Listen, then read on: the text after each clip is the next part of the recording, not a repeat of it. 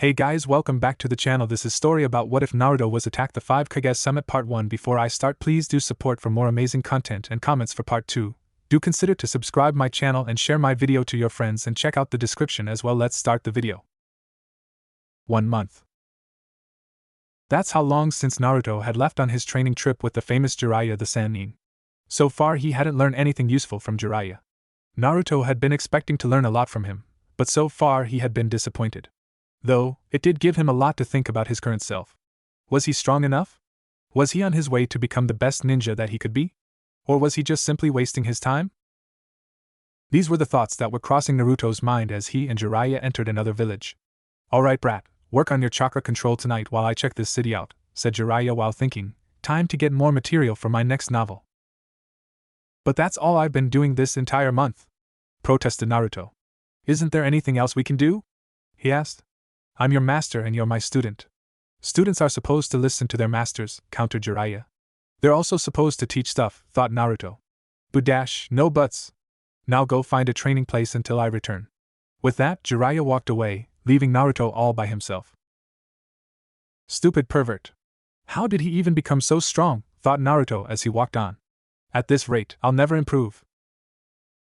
Finally, he found a place in the forest to be appropriate. So he started to meditate, something he learned to do while having nothing to do. Soon he found himself in a familiar sewer with a familiar cage. So, what is it that you want this time up? Asked the Kyuubi. Nothing, I just started to meditate, and I came here. Why? Asked Naruto. It's simple. Right now you're feeling negative emotions, and I'm made up of negative emotions, so your subconscious brought you here, answered the Kyuubi. Then Naruto remembered his problem and started to get angry again. When the Kyuubi saw this, he laughed. What's the matter, whelp? I've never seen you this angry before, said the Kyuubi. It's that pervert that's supposed to be teaching me, began Naruto, but all he does is peep on women for that stupid book of his. I see. At this rate I'll never become Hokage. With that statement, Kyuubi began to roar with laughter. After a while, Naruto started to get angry. What the hell are you laughing at, you stupid fox? I find it amusing how you want to protect those little insignificant humans who caused you nothing but suffering, answered Kyuubi. Now Naruto was confused. What do you mean? Don't tell you have already forgotten your childhood. Now Naruto understood. Who cares about that? Eventually they'll acknowledge me and accept me. Ha ha! You truly are stupid. Humans will never accept something they can't comprehend or control. It's in your nature. But just accept it already and stop wasting your time. Because that's exactly what you're doing right now. You could be using this time to make yourself stronger, but instead you're just simply playing ninja with that pervert as you called him. Naruto knew he was right. As much as he hated to admit, he knew that Kyuubi was right. Then what am I going to do? I have no one else to teach me, nor do I have anywhere else to go. You really are stupid. Are you forgetting that you have me? As much as I don't like you and would rather tear you apart, I'm stuck inside of you, which means that because of your stupidity you might die, which in turn I die as well. But Kyuubi paused to think about that. He wouldn't die, of course. His chakra would simply just split itself into parts, and then come back together at a different location. But that was just simply annoying for the great Bija. He would be weak, something that he detested. It wouldn't be for some time that he would regain his full strength, and that would leave him vulnerable. But the brat didn't need to know all of that. Coming out of his thoughts, the Bija continued. I also have a great wealth of information that will benefit you as well, techniques. And as for living, we'll live off the land. Life is simply much less complicated that way. To Naruto, all of this sounded too good to be true. How can I trust you? He asked. Finally, you're using your brain, huh? You don't know if you can trust me or not, but as I said earlier, you die, I die. Besides, would you rather waste 3 years of your life simply doing nothing, or would you rather have a chance to become as strong as you can be and show those idiotic fools what they lost because of their feeble minds? Retorted Kyuubi with a dark, sinister grin on his face. Naruto thought it over. What did he have to lose? He was simply wasting his time, like Kyuubi said. Jiraiya had no interest in teaching him. All the pervert cared about was that novels of his, while leaving Naruto with nothing. And that was not what he had agreed to when he came on this training trip. As for Kyuubi, the seal held him back. Naruto realized that. So as long as he didn't do something as stupid as to break the seal, he would be fine. So in the end, it was a good deal to the young blonde knucklehead ninja. Fine. I'm in, answered Naruto after a while. Kyuubi merely nodded before giving him instructions as to how to ditch Jiraiya undetected. But Naruto was thinking of the good things that would come with this. Finally, he would have a real teacher. A chance to become strong. If only he knew what would happen as a result of his decision. 5 months. That's how long since Naruto had left his official training trip with Jiraiya and decided to do what Kyuubi had told him to do. Under Kyuubi's guidance, he covered his tracks well enough that not even Jiraiya would be able to find him. He'd also cut any connections with the Toads in case Jiraiya tried to use them. How? He simply destroyed the contract that he had with the Toads. Naruto was no longer able to summon them, but he didn't mind or care. Naruto was also becoming stronger and felt himself getting stronger every day. He'd learned that he remembers everything that his shadow clones do when they dispel. Thanks to this, his chakra control has improved drastically. He's also improved his taijutsu. While not as great as Guy or Lee, it improved to a decent level at the moment. He's also started to become interested in kenjutsu, but he still has a long way in that area. Where he has excelled the most out of all the ninja areas is at elemental training. He'd learned that his primary affinity is wind, with water being his second. Kyuubi was not surprised by this. The Uzumaki clan were all composed of all strong wind and water users, with a few lighting users, and even rare fire and earth users. Thanks to shadow clones, he'd managed to control his affinities at a high level, but was complete at the moment. He was getting there, but more work needed to be done. He'd also learned jutsus for both of his affinities. He'd also managed to do the Rasengan with one hand once his chakra control improved. He has been trying to add his affinity to the Rasengan, but for the moment, he still hasn't gotten it down yet. In all, he was at a high Chunin to low Jounin level right now. He also learned something crucial in the past 5 months. His old teacher sucked. That was it, plain and simple. Kakashi most of all. At least Jiraiya had taught him the Rasengan and how to summon, but all Kakashi taught him was the tree climbing exercise. But all that was over with now. All Naruto cared about right now was to get stronger, and he was getting there, Naruto realized. Little by little and with hard work, but he was getting there. Kyuubi was pleased at the moment. His container has improved faster than he had anticipated. He figured that it had something to do with his heritage to the Uzumaki clan. But most of all his connection to that damned Yondaime Hokage who had sealed him yet again. Better not think about it right now, thought Kyuubi, shaking his head to clear away those thoughts. Soon another being joined him, and he didn't look too happy at the moment. TCH. Something the matter? You're helping him. And?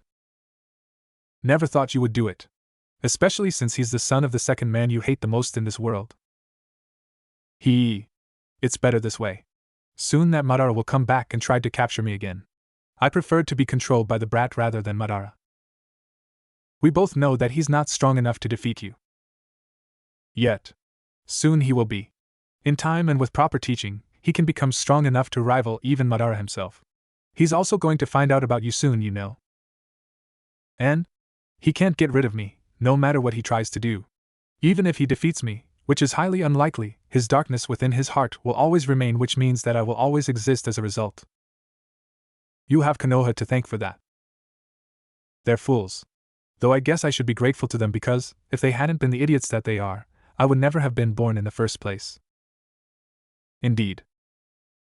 For now, I'll just simply keep watching my other self's progress. Then, when the time is right, I'll reveal myself to him. As you wish. With that, Dark Naruto receded back deeper into Naruto's mind until he would meet his other self.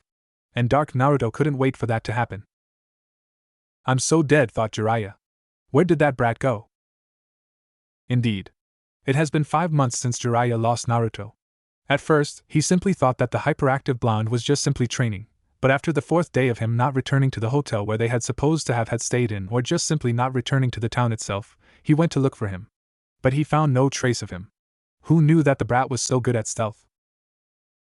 If only he knew that Naruto had outrun the Umbu and had managed to hide from them after pulling his famous pranks. If only. Back to his current problem. He had tried to look through using the Toad contract as well, but that didn't work either. Why? Somehow the brat had been able to release himself from the contract with the Toads. And that saddened Jiraiya a lot more than anyone could have thought. And now, he had no way of knowing where Naruto was. Jiraiya was simply using the old method of searching people, seeing no other alternatives. And that was to ask random people if they had seen Naruto. Oh, use his spy network as well. But so far, even that had been useless. If I don't find him soon, Tsunade's gonna kill me. Oh yes, Jiraiya could only imagine what Tsunade would do to him if she found out that he lost the person who she thought of as a son. Damn it! Boom! Yes. Finally he'd managed to add his wind affinity to the Rasengan. It wasn't complete yet, obviously, seeing as it drained him from more of his chakra than it should, but he was definitely improving at least. Naruto grinned to himself. He never thought he'd be able to be this strong all by himself. He thought he was a failure, but it just proved that Konoha was not good to him at all. Enough about that place. Back to training, he thought to himself. With that, he went back to perfecting the new jutsu that he had just learned. If only he knew that this was only the beginning of the many changes that would take place in his life. But for now, Naruto knew that he made the right choice of following Kyuubi's idea. While all of this was happening, Kyuubi just grinned and thought to himself, this is the greatest revenge I could possibly think of for you, Yondaime. Your son hating the village that you so honorably protected. He might not hate the village right now, but soon he will, especially when he learns of all the things that were kept from him and merge with his other self. With that, he went back to watching his container train, making himself stronger. He was gonna need it for the things to come. So basically what you're saying is that learning seals can be useful? Exactly. How? Look at me. I was defeated because of seals. Alright. You've proven your point. The only problem is that I don't think I have the patience to do them. Well, learn how to. You already know how to meditate. Just think of it like that. Besides, it won't be too hard. Seal making is in your blood. What do you mean by that? Nothing. Let's just start already. Naruto just merely narrowed his eyes at the bijou that was currently sealed within him. Almost a year had passed already. His chakra control was as best as it could be. He had a bunch of powerful jutsus in his arsenal as well. His most powerful being Futon, Raisin Shuriken, which he had mastered 3 months earlier. His sword skills were at Hokage level, which he was satisfied at the moment with. Genjutsu was his lowest skill. He could dispel them and detect them, which Kyuubi said would be enough. But in the past year, not only have his skills grown, but his intelligence as well. He could tell that Kyuubi was hiding something from him, but decided not to comment on it. At least not until he was stronger. Kyuubi was mentally cursing himself. Now his container would be suspicious of him, making his goal harder. He calmed himself down though. There's plenty of time before he would start his plan. But he realized something, it would be harder now. Naruto had grown smarter and would not listen to him easily. Alright. I'll go buy the supplies then. Naruto disappeared from his mind to the real world to get everything ready for his next step of his training. Naruto had gotten to working random jobs that classified as D-rank missions in a shinobi village. Was it a pain in the ass? Definitely, but money was necessary for something such as clothing and training supplies, so he survived through them. Right after he left, another being took his place. You just made your first mistake. Shut up. You don't think I don't know that? Don't take it out on me. Besides, I think you're stupid in trying to deceive him. Just tell him everything. He's not the same idiot as before, something that I'm grateful for. He's not just going to forgive them like before. I'm pretty sure of it. After all, I am him. Kyuubi thought about it. It was true. Naruto had definitely changed in the past year. He was no longer the same blonde knucklehead that he was when he started training. He was starting to mature in both mind and body. You're right. But why are you telling me this? Kyuubi narrowed his eyes at the dark entity. You want him to destroy the village, don't you? Ha ha. Don't make me laugh. I don't give a shit about that village. All I want is to be free and cause mayhem. Don't believe me? Well, I don't care. Soon, my other half and me will fight and see who has the right to freedom. You think you can defeat him? I know I can. After all, I am his darkness. And in the little probability that I do lose, he's turning more and more like me every day, so it makes no difference at the end. Cube just merely watched as Dark Naruto disappeared. I wonder how this will turn out. You're saying he just vanished? Yes, Pain-sama. Pain just sighed at that. From what Setsu was telling him, the Kyuubi Jinchuriki just vanished off the face of the earth. This will make their job a lot harder, alright. But the Kyuubi wasn't the only bijou that needed to be captured for their plan to work. Alright. Itachi, Kisame, here's your new target until Zetsu is able to find the Kyuubi. The two named criminals just simply paid attention. Well, one did, but Itachi was also processing this new information. It seems as if Naruto-kun is up to something. But what could that be? I'm sure Danzo will never allow something like the Kyuubi to slip out of his fingers. Unless he doesn't know yet, which means Jiraiya hasn't told anyone yet. Did Danzo not send his root to monitor them? It was a possible theory. After all, having someone like Jiraiya traveling with Naruto, it would be hard to keep tabs on Naruto without Jiraiya himself finding out about it. It seems as if this will be interesting, thought Itachi to himself. Will it be good? Well, it was too early for even Itachi to know the answer to that question. With that, he paid attention to his next assignment. Back in Rain, after the meeting among the Akatsuki members, a beautiful woman with blue hair and amber eyes wearing the standard Akatsuki uniform appeared next to the current path that Pain was using at the moment. And that path was Tendo, which was his most commonly used out of all the other paths. Pain, he's here. Next to her, a man appeared in a vortex. I hear you're having difficulties, he commented drily. It's nothing that I can't handle, answered Pain without turning around to face the man. You better make sure it isn't. Even if you have the Rinnegan, you know that I know your weakness, said the man with a threatening undertone in his voice. Konan narrowed her eyes slightly at that. Hi, Madara-sama, simply replied Pain. Good. The Kyuubi is an important part to my plan. Find it. With that, the man disappeared the same way he appeared. Pain merely kept staring at the village below him. And you having seen or heard anything about him? Nope. Sorry, Jiraiya. Jiraiya just sighed at that. He's been checking all his contacts throughout the elemental nations to see if anybody had seen or heard anything about Naruto, but so far he has not had any luck. It's been a year already. I hope this hasn't gotten out yet. Not only that, but I'm going to have to face Tsunade soon. This really sucks, thought Jiraiya, crying mentally to himself before regaining his bearing. With that in mind, he went to check his next contact, all the while hoping that he can find Naruto as soon as possible. Is this information accurate? Yes, Danzo-sama. This is troubling, thought Danzo. There's no way we can lose the Kyuubi. Jiraiya, that idiot. Danzo had never approved of Jiraiya taking Naruto on that training trip. He knew the way Jiraiya was.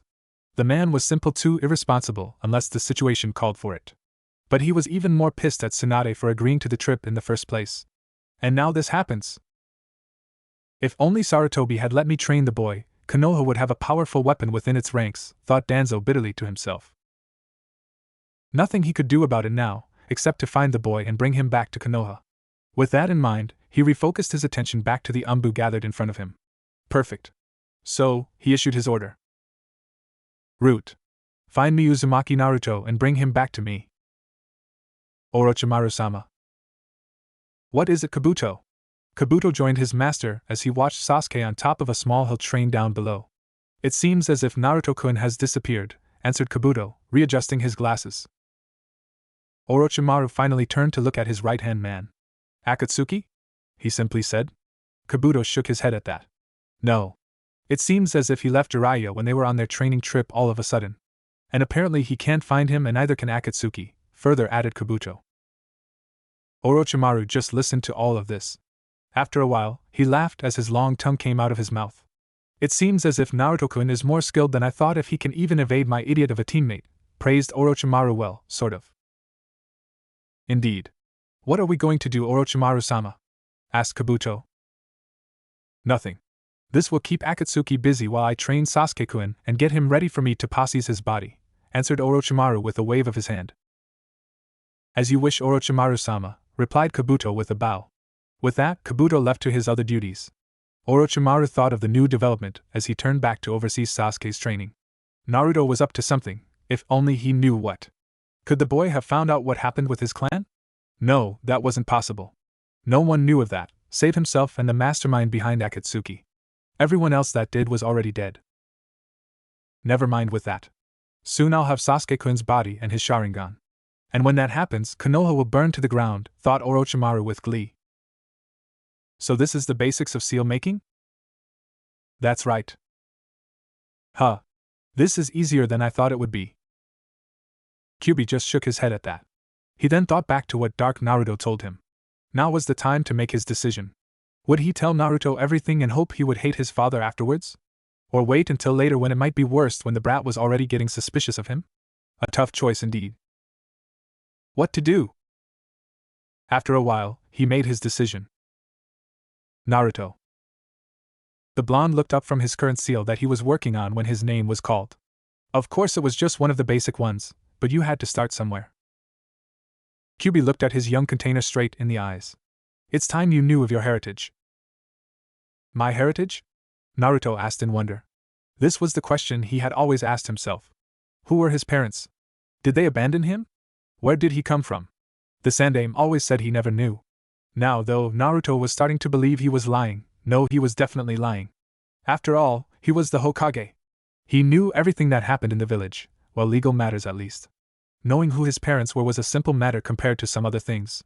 Unless his parents were some sort of high-ranking criminals, which was highly unlikely. Wasn't it? Yes. The Kyubi paused for a second after that. How should he start? With his mother, or his father? After a few more seconds of contemplating the matter, the Bijou made up his mind. Let's start with your mother, shall we? This would be better than starting with the worst one. At least his mother didn't do anything that affected her son's life for the rest of his life. Naruto held his breath. Finally, he would get his answers to the thing he wanted to know the most in the world, or so he thought. The name of your mother is Uzumaki Kushina. Uzumaki? Naruto thought. The first thing you need to know is that she was my previous host. What? Naruto interrupted in a scream. What the hell? His mother was a Jinchuriki as well? But not any kind of Jinchuriki, but the Jinchuriki of the Kyubi? Again, what the hell? Yes, and do not interrupt me again, or I won't tell you anything else, Kyubi said while he glared at Naruto. Naruto took a breath in to calm himself down. Calm down, Naruto. Just ask him anything you want after he's finished telling you everything.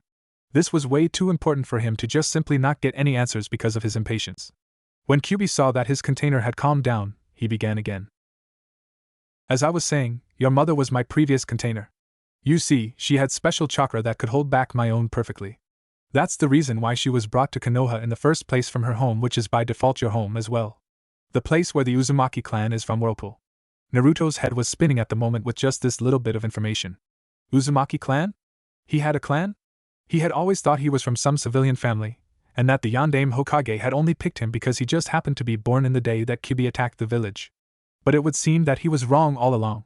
His mother was a shinobi. An important shinobi at that, and probably a strong one as well.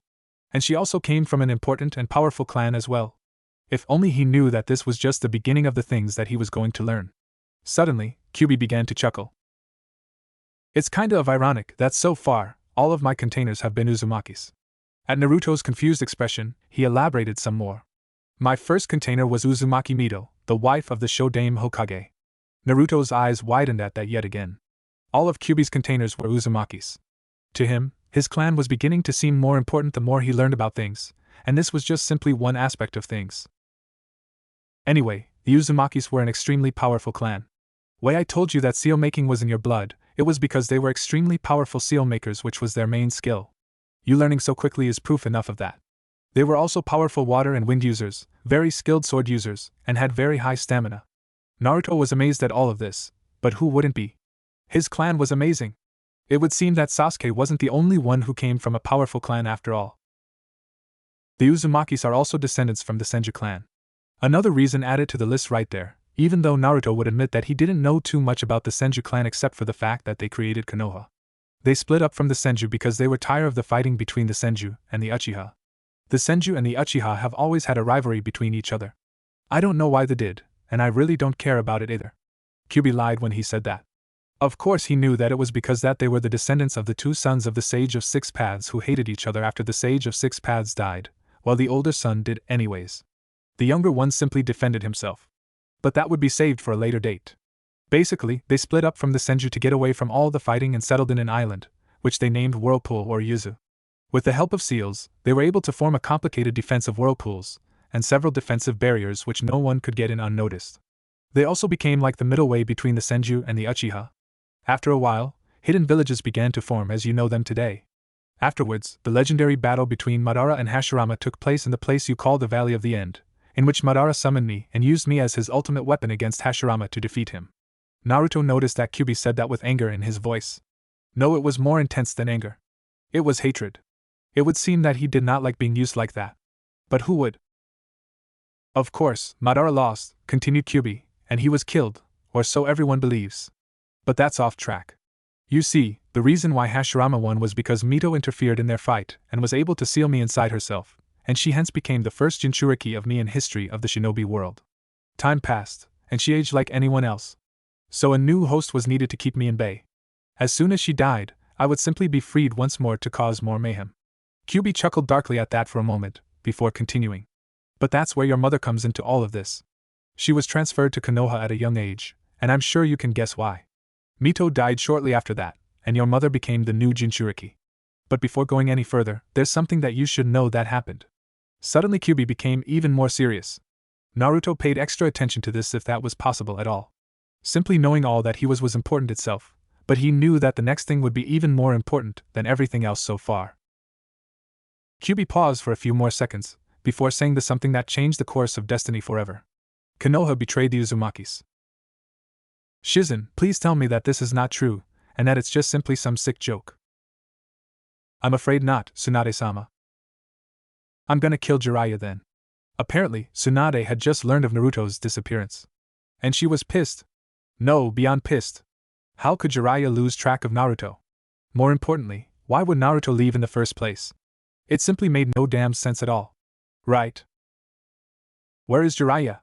Asked Tsunade with a growl. I don't know, Tsunade-sama, answered Shizen. She herself was worried. Naruto was like a little brother to her. She only hoped that he was safe at the moment. Find him then. And when you do, get him to come here as quickly as possible. Tsunade screamed to her young assistant while standing up from her chair. Hi, Tsunade-sama, responded Shizen before running out the door, intent on accomplishing her new assignment. Tsunade calmed herself down as she sat down. But then, she hit her desk, breaking it into two pieces. When she saw Jiraiya again, she would kill him. Of all the irresponsible things that he had ever done so far, this was the worst of them all. Naruto, I hope you're alright, thought Tsunade worriedly. If she lost him, she didn't know what she would do. He was the only person who she really cared about anymore, well, besides Shizen, that is. He was the only reason that she even came back to this damn village in the first place. She went to her secret vault of sake behind the portrait of herself next to all the other past Hokages, taking out one bottle of sake and started to gulp it down. If only she knew what destiny would bring next. Aya!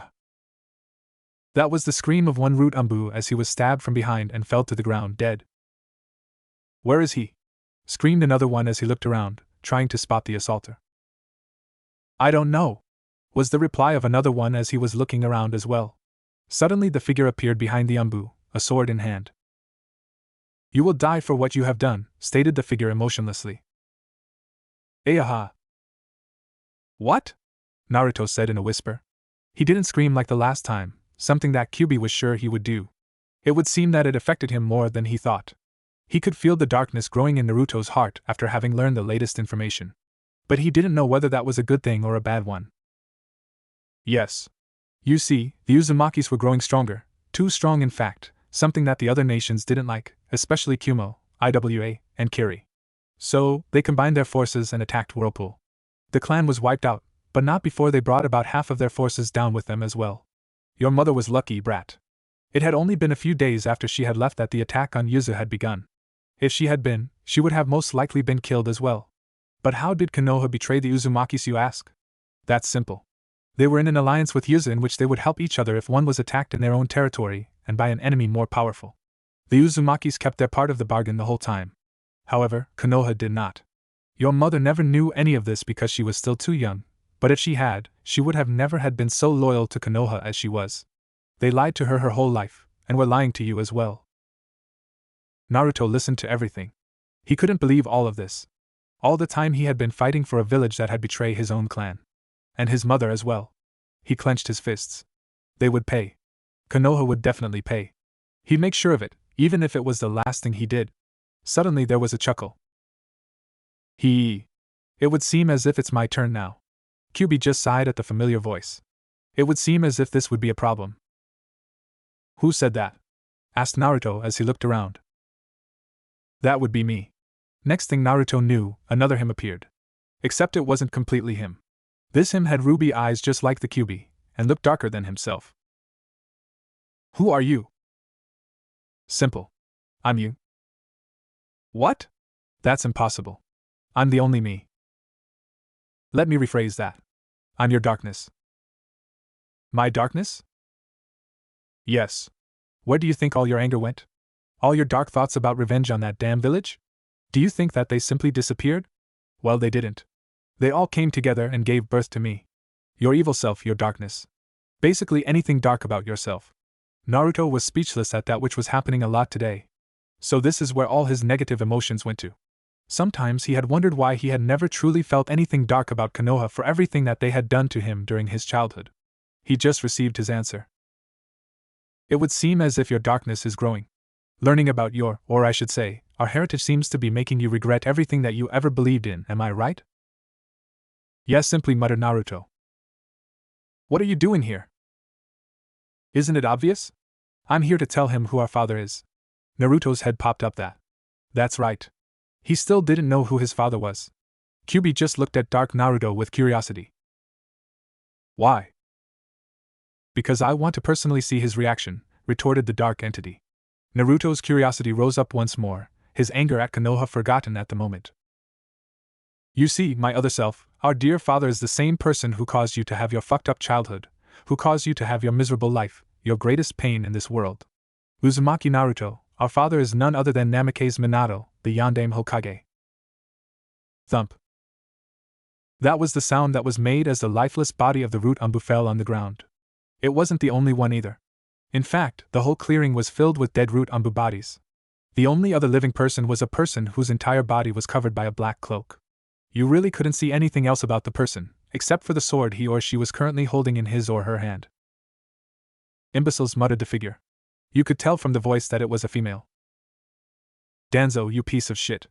It seems as if you must be desperate if you're sending this many of your damn lackeys. I wonder what's going on for you to have done this. Continued to rant the now identified female. I can answer that. With that, another person joined the first one. This one was covered with a black cloak just like the first one was. Unlike the first one though, this one was a male. Humph. What the fuck do you want? Asked the woman in an irritated voice. Ho ho ho ho. Pissed, are you? Said the man with humor in his voice unlike the woman. Tell me why you're here, or I'll slice your fucking head off. Alright. The second figure said as he raised his hands in a surrendering manner. It seems as if Kushina's son has gone missing for about a year now. Kushina's son? From that statement, the female's whole demeanor changed to a more friendlier one. What do you mean he's gone missing? Exactly what I said. Apparently he was on a training trip with Jiraiya, but he went missing. It seems as if he just left Jiraiya for some reason. He's been looking for him all over the place, but he can't find him anymore. So, that's why Danzo sent this many of his root operatives then. He doesn't want to lose the power of the Kyuubi, muttered the female. Exactly. This is good. No, far from good. This is perfect. I've always wanted to get him from that hellhole, but he was always watched by those Umbu under the command of the Sandaime. But now that he's left the village and Jiraiya, all I have to do is find him. How? He's gone under the radar, off the face of the earth. Finding him will be difficult. Not only that, but I thought you wanted to kill Danzo, as well as find your other target. Asked the male. They can wait for now. I might never have another opportunity like this. I'll find Naruto-kun and keep him safe. That's a promise. With that, the female left the clearing, intent on finding her new objective as fast as possible. My, muttered the male. She seems enthusiastic. I better watch her back, just in case. With that, he too left the clearing, following his companion. Kyuubi didn't know what he wanted to do the most right now. He could either just let Dark Naruto continue, or he could try to strangle him. But then Kyuubi thought about the second one. There was no way he could strangle Dark Naruto because he was trapped behind the cage that was held closed by the seal of the Yondaime. Not only that, but his claws were too big to fit through the opening between the bars of the cage in the first place. So he couldn't hurt, or kill Dark Naruto. That just plain sucked.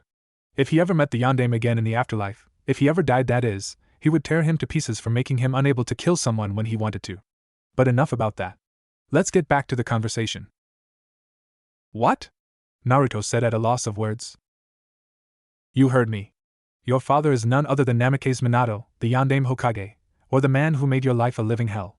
Any of those will do, but personally, I prefer the last one.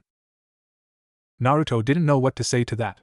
When he was just a little kid, he had always looked up to the Yondaime, but now that he knew that he was his father, he didn't know what to feel about him. His own father was responsible for the life that he had, and it wasn't a good one. I can tell that you're pretty confused right now. Not that anybody can blame you, since you just learned who your father is. But still, there's nothing to be confused about. What the hell are you talking about? I just learned that the Yondaime, the guy who sealed the QB inside of me, who caused me to have my fucked up childhood, is my father. Yeah, there's nothing to be confused about, yelled Naruto as he waved his arms around to emphasize his point. Exactly. Glad to know that you see my point, Dark Naruto said as he grinned from ear to ear. Naruto just simply screamed to vent out his frustration. But it was a scream full of anger, powerful enough, since he was inside his mind, to send Dark Naruto to his knees from the shockwave. Kyuubi just covered his ears. The scream lasted for a few more seconds, then Naruto calmed down a little. Feeling better? Asked Dark Naruto as he got up. No. I just want to rip something apart right now. Haha. That's how I feel all the time. Would you just shut the fuck up? Calm yourself down. Dark Naruto suddenly turned serious. It wouldn't do anybody any good if you let your anger take control of you and as a result, die. You don't want to turn like the Uchiha, do you? Naruto took deep breaths in, trying to control his anger. Dark Naruto was right. Letting anger control you was certainly a foolish thing. Good. Now nothing. I wasn't done yet. Who gives a shit? There's nothing else he needs to know at the moment. Dark Naruto turned to his other self. What are you going to do now, my other self? Konoha muttered Naruto. I once thought of that place as my home. I thought I had a bunch of friends there. I thought that with enough time, they would come to recognize me. And now? Now, said Naruto as his eyes turned crimson, just like the QB, all I want to see is that place destroyed. They betrayed my clan, my mother, and me. My father, he said the title with disgust, made my life a living hell, all to protect those useless pieces of shit. I'm making a promise right now that I won't stop until they pay for all they did. I'm going to become strong enough to avenge my clan. That's a promise. Dark Naruto just grinned, feeling Naruto's darkness within his heart increasing, making his power increase as well. It was better than he had ever expected. Kyuubi just simply silently watched all of this, while thinking, it seems as if Konoha has its days numbered. Well, Yondaime, in the end your novel sacrifice was in vain, because Konoha is going to be destroyed by the last person that you would have ever suspected your son. What do you have to say for yourself? Please. Have mercy. Wrong answer. Jiraiya just screamed in a high pitch as he was pounded into the ground by Tsunade. You see, Jiraiya had just arrived to Konoha after he was told by a squad of Umbu that Tsunade had ordered him to return to the village immediately. Jiraiya was shit scared all the way back to Konoha. He suspected that Tsunade had learned that he lost Naruto. Why else would she have ordered him to return? Unless some other problem had arisen, which he doubted. His fears were confirmed the second he stepped into her office as he was beat senseless by his teammate, asking him where Naruto was. It was a fact that he had no idea where the brat was. He searched everywhere, all his contacts, but no one had heard or seen him. Not only that, but he had cut off all ties with the Toads somehow, something that hurt him. He thought that someday Naruto would become the next holder of the Toad summoning contract, just like Minato, but it would seem as if it would never happen now. Unless he brought the brat back, and things returned to where they used to be, but that seemed like an impossible outcome. After a few more minutes of Jiraiya getting beat the crap out of him, Tsunade calmed down enough to talk to him. Jiraiya, you better hope he's alright, or else I will kill you. You hear me? She said dangerously. Jiraiya just nodded, understanding her anger. He had messed up this time, big time alright. There was no one he could blame for this. It was all him. Good. Now get out of my office before I start beating you again. Jiraiya quickly left, thankful that it hadn't been worse than it had been. Tsunade sighed as she made to sit down. She would have to tell all of Naruto's friends what had happened. She only hoped that they would take it well, especially Sakura. After all of her teammates were now gone. Uchiha Sasuke just sighed as he walked back to his room in the base that he, Orochimaru, Kabuto, and many other sound shinobi currently were residing in. Today, the training had been brutal, but he wasn't complaining. As long as he got the strength to kill Itachi, he didn't care about anything else. But currently, something else was occupying his mind. That was his old teammate Naruto. Dobe, what are you up to? You see, Sasuke had just found out that Naruto had managed to sneak out from his training trip with Jiraiya undetected from Orochimaru and Kabuto. But it didn't make sense to him. Why would he leave? Naruto's dream was to become strong enough so that he could become Hokage, and what better way to do it from a Sannin? Right. He reached the door to his room, opened it, closed it, and went to get some rest for tomorrow's training, all the time not thinking what the future would bring next. The two figures were currently traveling at high speed through the Land of Fire's forest. Would you slow down? Screamed the male. If you can't keep up, then don't even try to follow me, 'cause I'm not slowing down, yelled back the female. Here I am, trying to help her, and what do I get? Screaming, that's what, complained the male. The female just ignored him, focusing on finding the last location in which Naruto was seen at. Honestly, that Jiraiya. How could he let a genin leave undetected just like that? Then again, this is Jiraiya I'm talking about. He was probably distracted by some random woman. And Naruto-kun, to think he managed to pull it off, I'm so proud of him, thought the female. Hey, you mind telling me why you're trying to find this kid? I mean, I know he's Kushina's son, but still, asked the male. The female just looked back at him. I'm trying to help him because I wasn't able to do so when he was younger. I know I should have tried harder, but certain circumstances made it impossible, and you know very well what those were. Now I'm trying to correct my mistake, any way possible, and no one is going to stop me. With that, she turned back, looking forward. I see. And you wouldn't have alternative motives for doing this, am I right? The male asked as he wiggled his eyebrows, showing what he meant. The female's eyebrows twitched. If you ever say that again, I'll rip your fucking balls off. Am I clear? Crystal. Good. The male simply shook his head silently. Of course he knew a lot about Uzumaki Naruto. A lot more than his partner did, but she didn't even know that. And he wasn't going to tell her either. But the male realized something: this could be the beginning of everything that he had been told. Of course, many other things had to happen before he absolutely believed that. But this was a start. Uzumaki Naruto, thought the male, let's see if you really are the person that I was told about. Ah! Get away from me! That was the scream of one fat man named Dan Hoshi.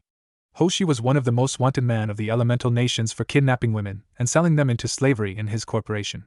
He was one of the most richest men in the world, had hundreds, maybe thousands, of women at his disposal for personal use, had his personal army of mercenaries, even a few rogue shinobi among them, and was one of the fattest men in the world, thanks to all the money that he had. But right now, none of that mattered for shit.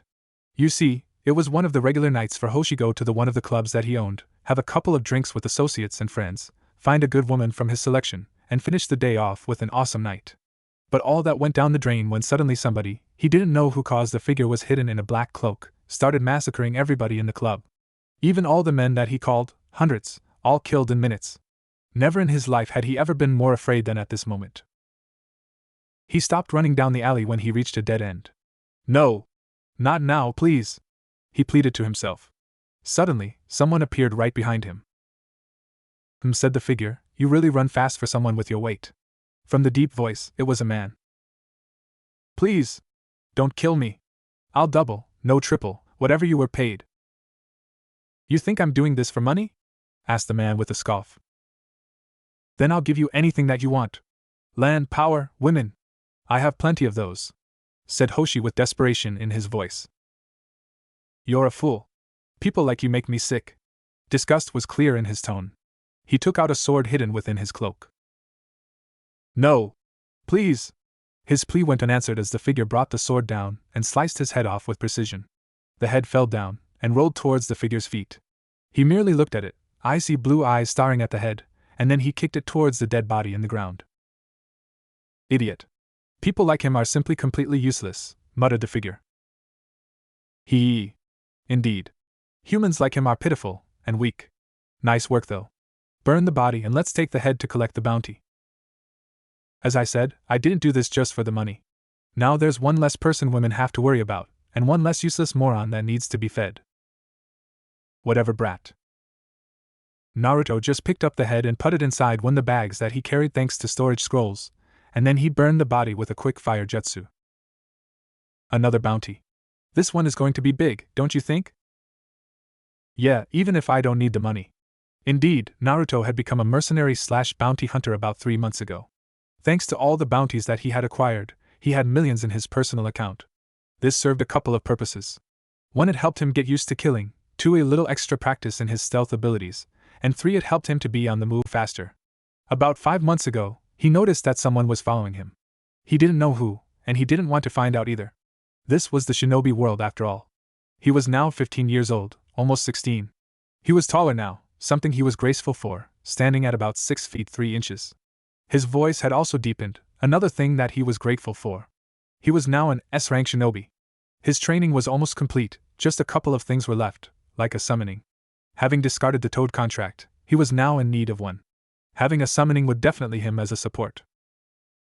After he had cut off his contract with the Toads, he hadn't worried about it at all. But thanks to Kyuubi's reasoning and his own thoughts of the subject, he decided that having one would be a good advantage over his future opponents. I still don't know what summoning will be a good one though, thought Naruto as he continued to walk towards one of the cash houses. I have one in mind, but I'll tell you after we collect the money and get some rest. Good idea. Chidori. The sound of birds chirping could be heard as Sasuke smashed his favorite jutsu on a gigantic boulder. He smirked as he saw how the rock went into thousands of little pieces. He could now do the Chidori for more than 2 times, and thanks to the curse mark and his chakra levels increasing, it could become even more powerful. Yes, Sasuke thought in satisfaction, my training is almost complete, and then I'll be able to kill Orochimaru. Sasuke was fully aware of what Orochimaru's intentions were since the beginning, and there was no way in hell that he was about to let that snake freak take control of his body. After all, I still haven't experienced the best part of being young. Indeed, Sasuke couldn't wait to find a suitable woman to recreate his clan. Contrary to popular belief, he had always been interested in the opposite sex, but not the ones that had always surrounded him. He wanted a woman that was strong, one who could defend herself and keep up with him, as well as have a backbone. A real kunoichi. Not all the girls in the academy whom he met, and that didn't know anything related to being a ninja. All they cared about were his name and his looks, not even bothering in trying to get to know him before saying that they loved him. Talk about shallow. Better not waste my thoughts on them. I have better things to worry about. For example, his old teammate and the only person he had ever considered a friend, Naruto. Dobe, you better have gotten stronger, or else I'm going to be disappointed when we meet. Sasuke wanted a rematch with Naruto. To truly fight him, and neither to hold back. He didn't count when they fought at the Valley of the End, since Naruto had let him win after all, something that he didn't like at all. That was why he had spared him, among other reasons. Yes. That's something else to look forward to. With that last thought, he resumed his training. Okay. This is bullshit. How long have tracked this kid for? And still we haven't found him yet. Be a man, and stop winning, will you? TCH indeed, it had been about 9 months since both of the unknown shinobi had started looking for Naruto, but they couldn't find him, no matter what they did. Whenever they found a trace of him, it led to nowhere. And then they found another one, and the pattern kept on repeating. That kid had impressive skills for hiding his tracks, reasoned the male. Konoha was an idiot for mistreating him. As for his partner, she was focusing on detecting anything that will lead them, or better yet, her, to Naruto. She didn't care about her partner at the moment. They were investigating the exact alley in which Naruto had killed Hoshi the night before, not that they knew, of course. Okay, someone was definitely here, stated the female as she looked at the dried blood on the ground. Yeah, and someone was also killed here, retorted the male. You are really starting to irritate me. Yeah, well, what else is new? The female just rolled her eyes. Come on, let's follow the scent.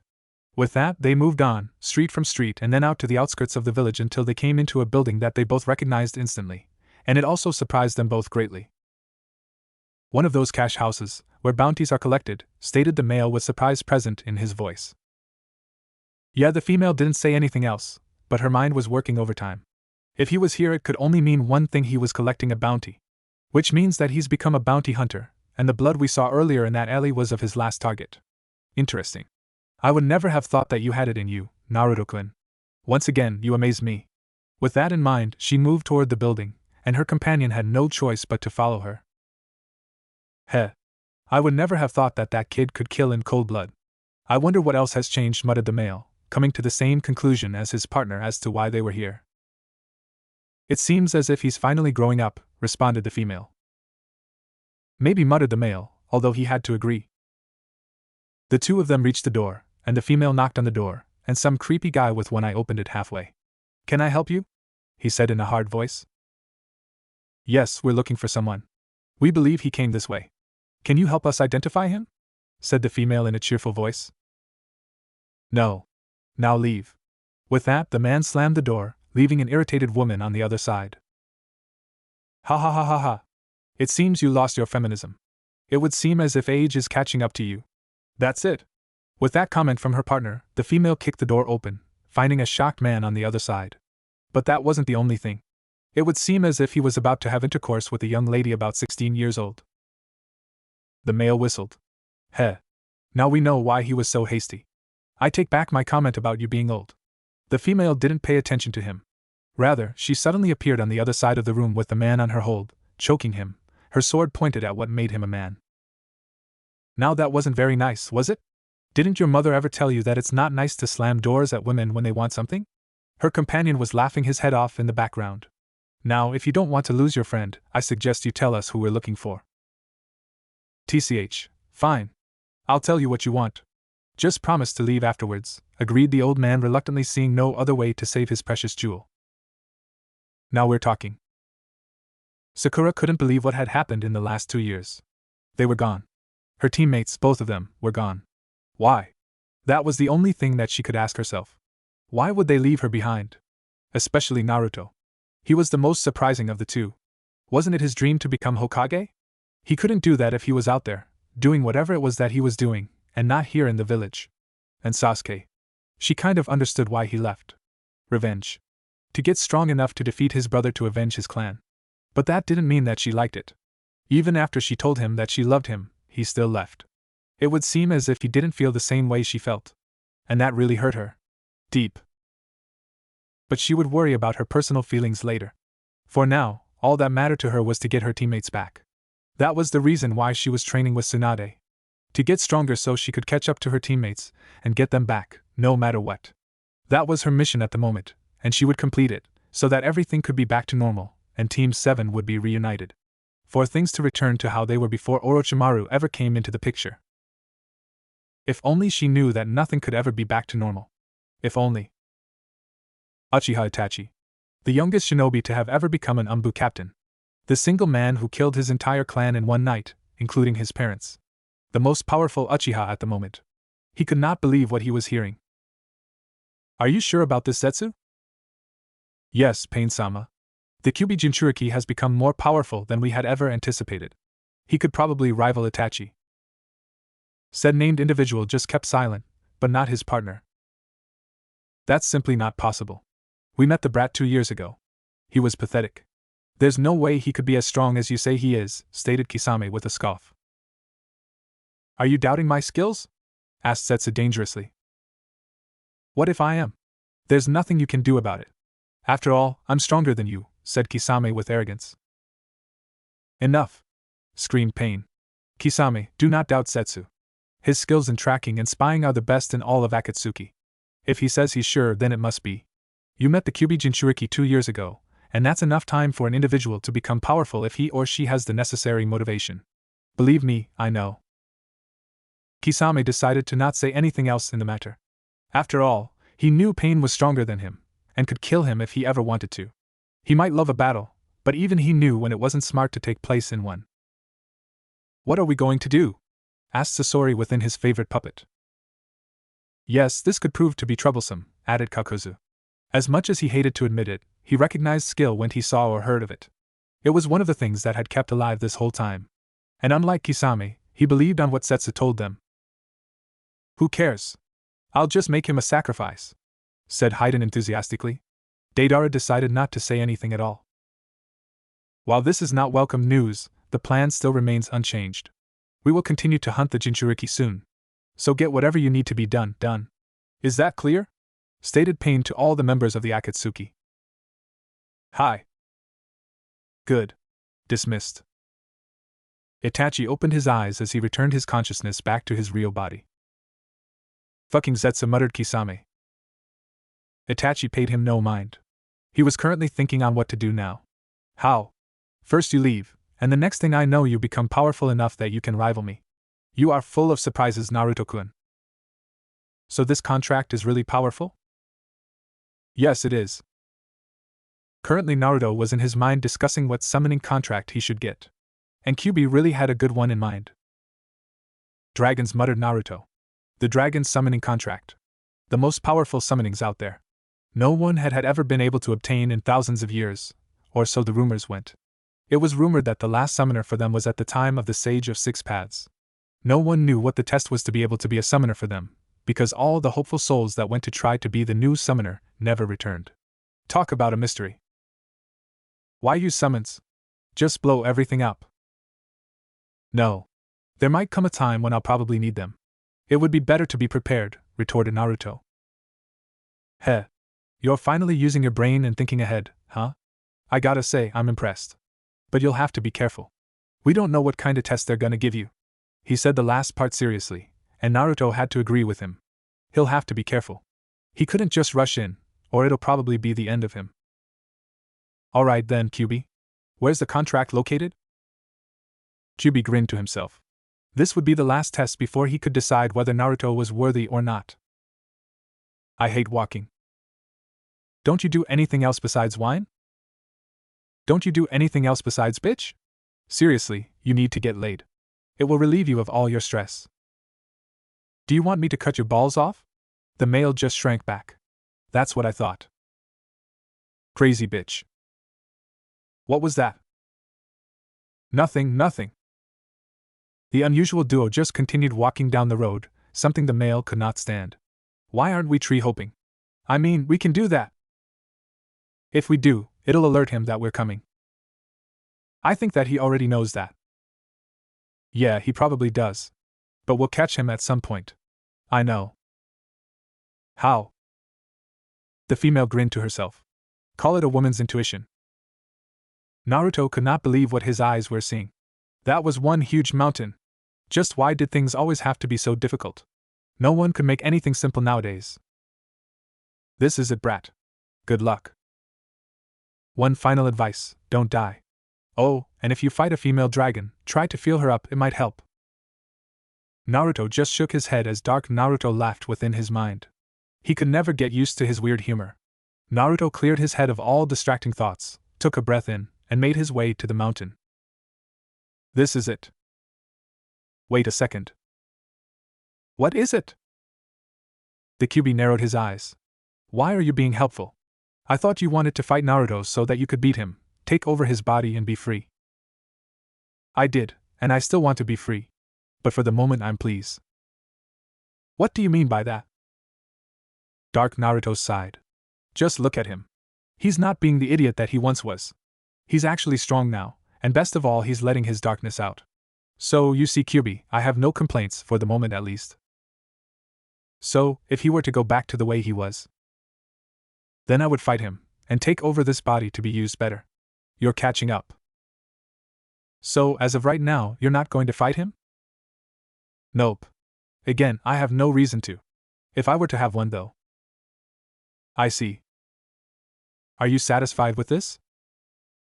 Personally, I don't care, because I know Naruto would defeat you. Dark Naruto narrowed his eyes. What do you mean by that? He asked dangerously. Heh.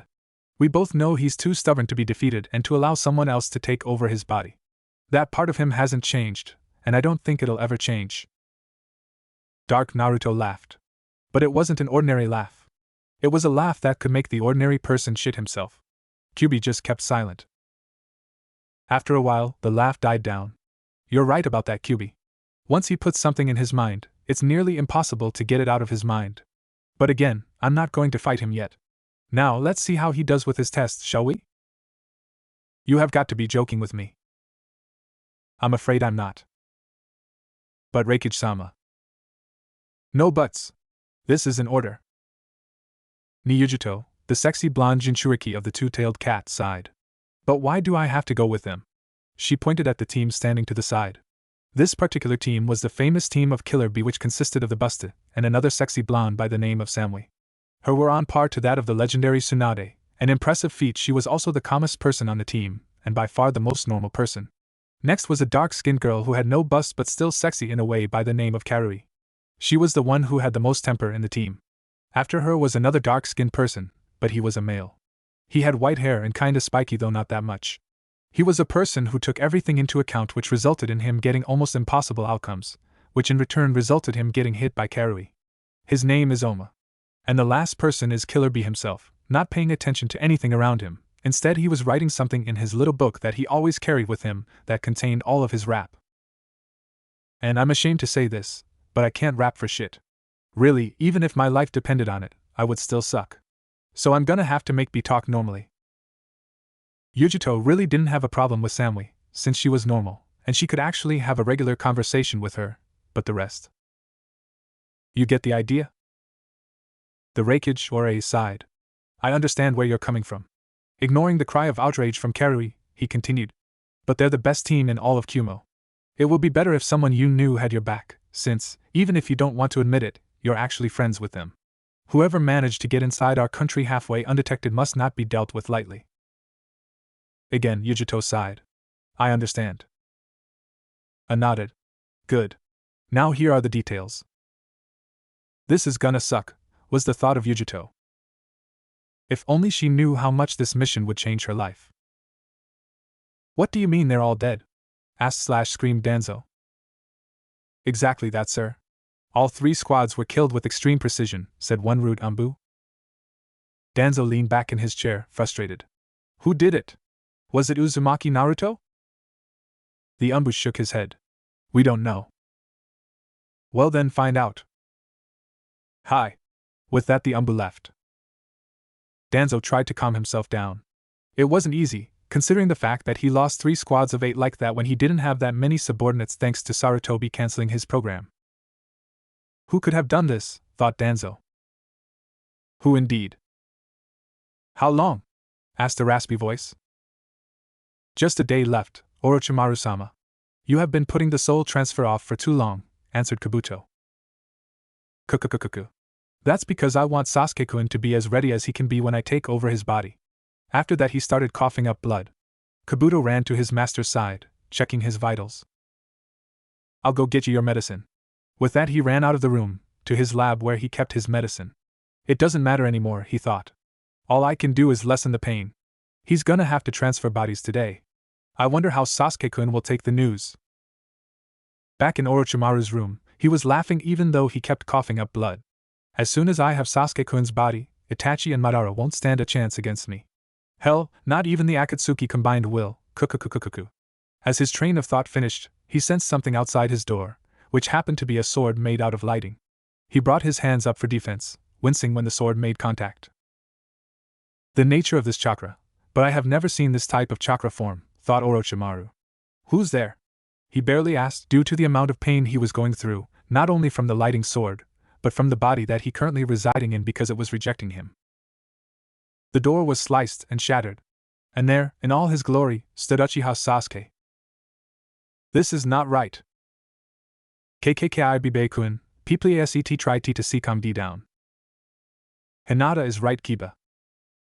Shut up, Ino. Just because he's not as cool as Sasuke doesn't mean you can just treat him like shit. Hey. What are you gonna do about it, Blondie? Enough. Screamed Niji. We're all worried, Kiba. So don't try to take all your frustration on us. It had been about a week since the rookie 12, or 10 cause Sasuke and Naruto were not there anymore, had found out that Naruto had disappeared. Ever since then, Kiba had been trying to convince Tsunade to let him look for Naruto, but she always refused, which infuriated him. How's Sakura taking this? Asked Tenten. Sakura-san muttered Lee. I don't know, answered Ino. She must be stressed, considering both of her teammates left, said Shino. Probably, muttered Ino. She then looked at Shikamaru. What do you think? He didn't answer her, instead he just kept staring at empty space. After a while of this, Ino started to become aggravated. Then he spoke. I think Naruto left on his own. Everybody looked at him. Shikamaru never said something unless he had proof. Think about it. According to Jiraiya-sama, there was no sign of a struggle, unless Naruto was caught off guard. Even then, Naruto would have tried to contact Jiraiya-sama, but nothing. Maybe he couldn't, said Ino.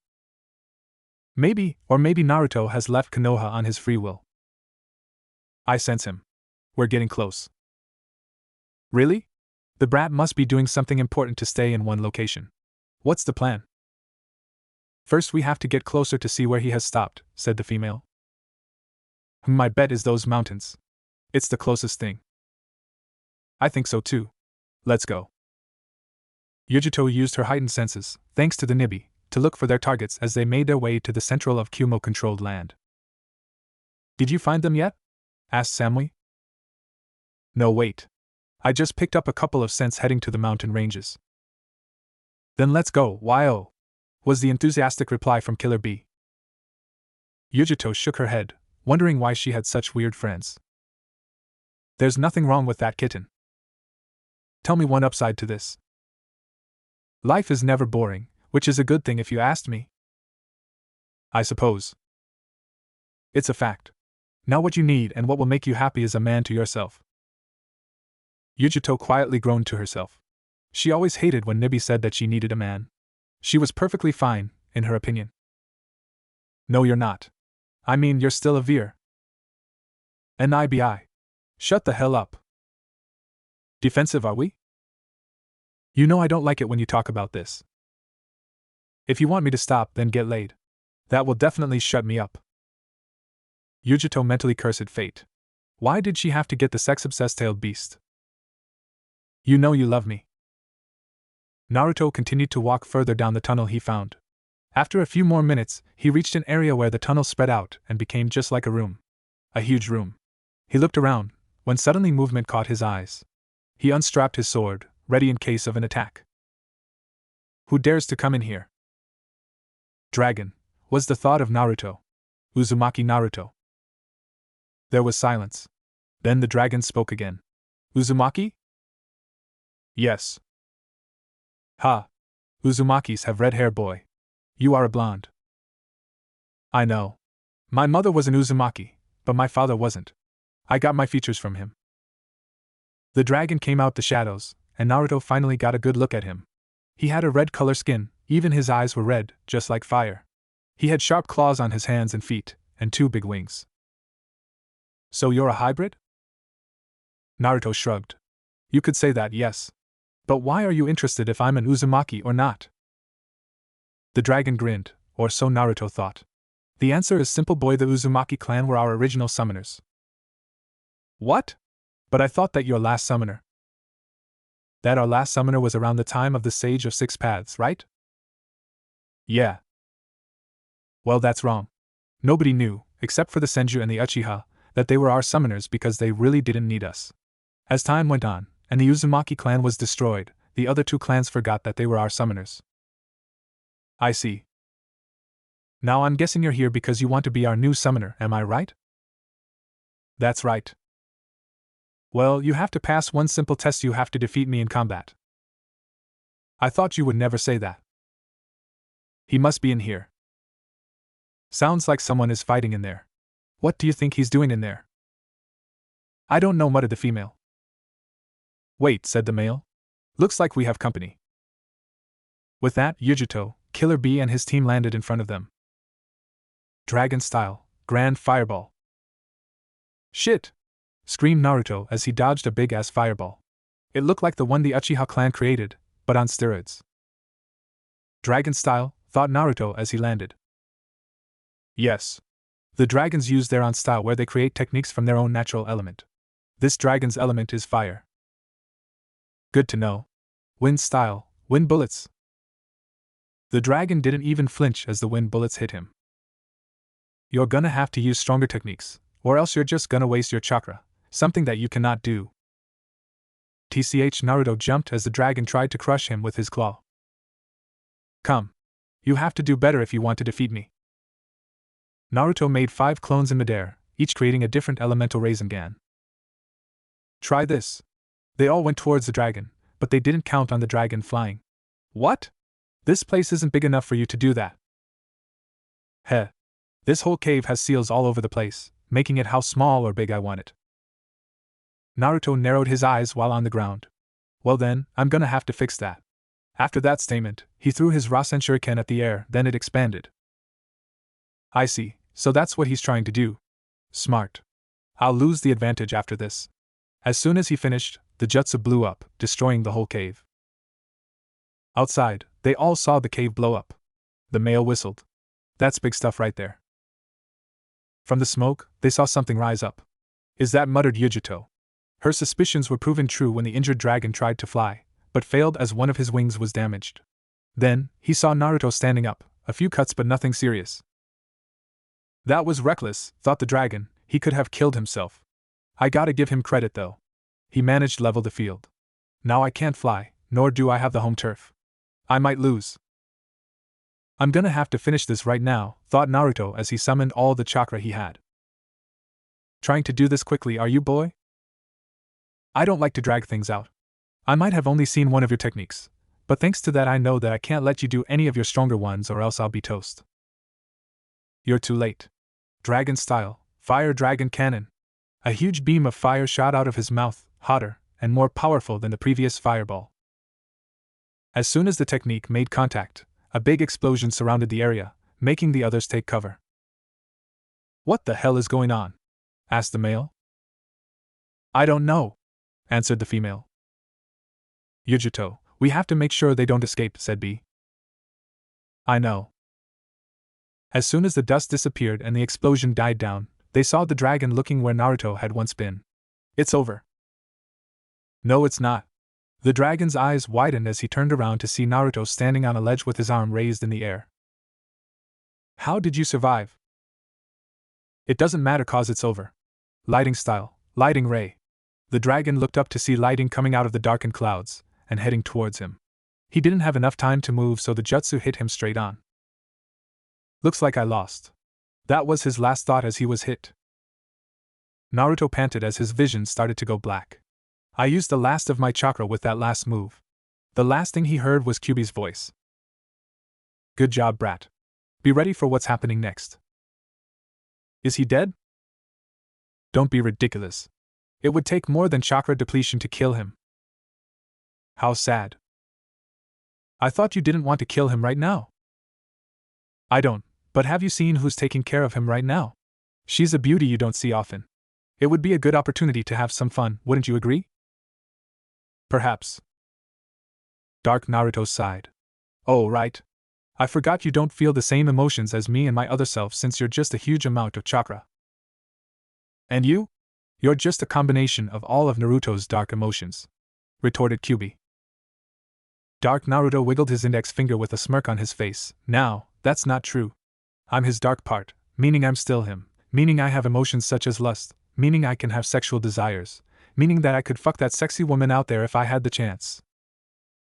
Kyuubi simply decided to remain silent, not interested in the topic of the conversation anymore.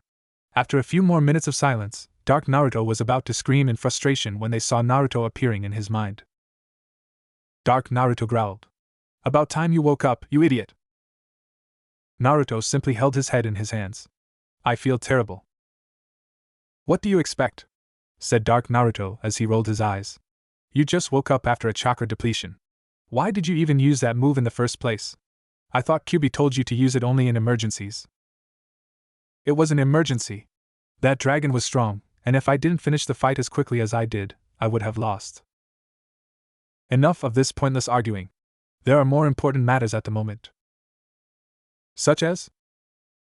The people taking care of you at the moment. Dark Naruto grinned at being reminded of the subject, and Naruto simply stared at Kyuubi. What people? After you passed out, they brought you to some village in the land of lighting. It seems as if they're the ones that were following you. There's also some ninjas from Kumo, and the situation is tense out there. Oh yeah. That blonde Kumo Kunoichi is also a beauty. It would be pretty hard to choose from those two. What is he talking about? Asked Naruto as pointed at his dark self who was in deep thought. Kyuubi just sighed. Don't worry about that. The thing you do have to worry about is how you're going to get out of here. It will be difficult considering the fact that your body won't recover for a few more days. Naruto thought about it until he asked what had been bugging him ever since he found out someone had been chasing him. Are they hostile? I don't know. I will tell you this though, began Dark Naruto as he joined the conversation. One of them is a piece of heaven. Naruto and Kyuubi stared at Dark Naruto. After a few seconds of this, Dark Naruto began to get scared, if that was even possible. What? You believe in heaven? Asked Naruto. Oh, that? The dark entity waved his hand in dismissal. Hell no. It was simply a metaphor. If there was one though, I'm pretty sure she would. Enough. Just shut the hell up. Brat, what are you going to do? I'm going to have to see what they want, not that I have a choice. Kyuubi nodded. I suppose you're right. Then Naruto began to feel a pull. It seems I'm about to wake up. The Kyuubi nodded. Good luck. With that, Naruto disappeared, and Dark Naruto took his place. Ha ha ha ha ha. This is going to be fun. Are you sure this is a good idea? Whispered the male to the female. No, I don't. But if we attack them, it would cause more problems that we don't need at the moment. I'd rather that we don't make enemies with Kumo. The male looked at his partner incredulously. Since when? The female just gave him the look. Just don't do anything stupid or you'll regret it. The male took a step back. I got it. On the other side of the room, the Kumo shinobi were having their own conversation. Yujito, what are we going to do? Asked Samui. We'll just wait for now, answered Yujito. The fact was that she didn't think she was strong enough to fight the other two shinobi, especially the female. She could tell that she was at least Kage level, and that said something. She would consider herself at high Jounin level, perhaps low Kage. She always prided herself for being strong, but she knew when she was outmatched. Although, if B and I team up, we could probably take her, but that would leave the others to take the man, and I'm pretty sure he's strong enough that they won't be able to handle him. At the present situation, all they could do is wait. After 5 minutes of tense quiet and staring, the only unconscious person began to stir, catching the attention of every person in the room.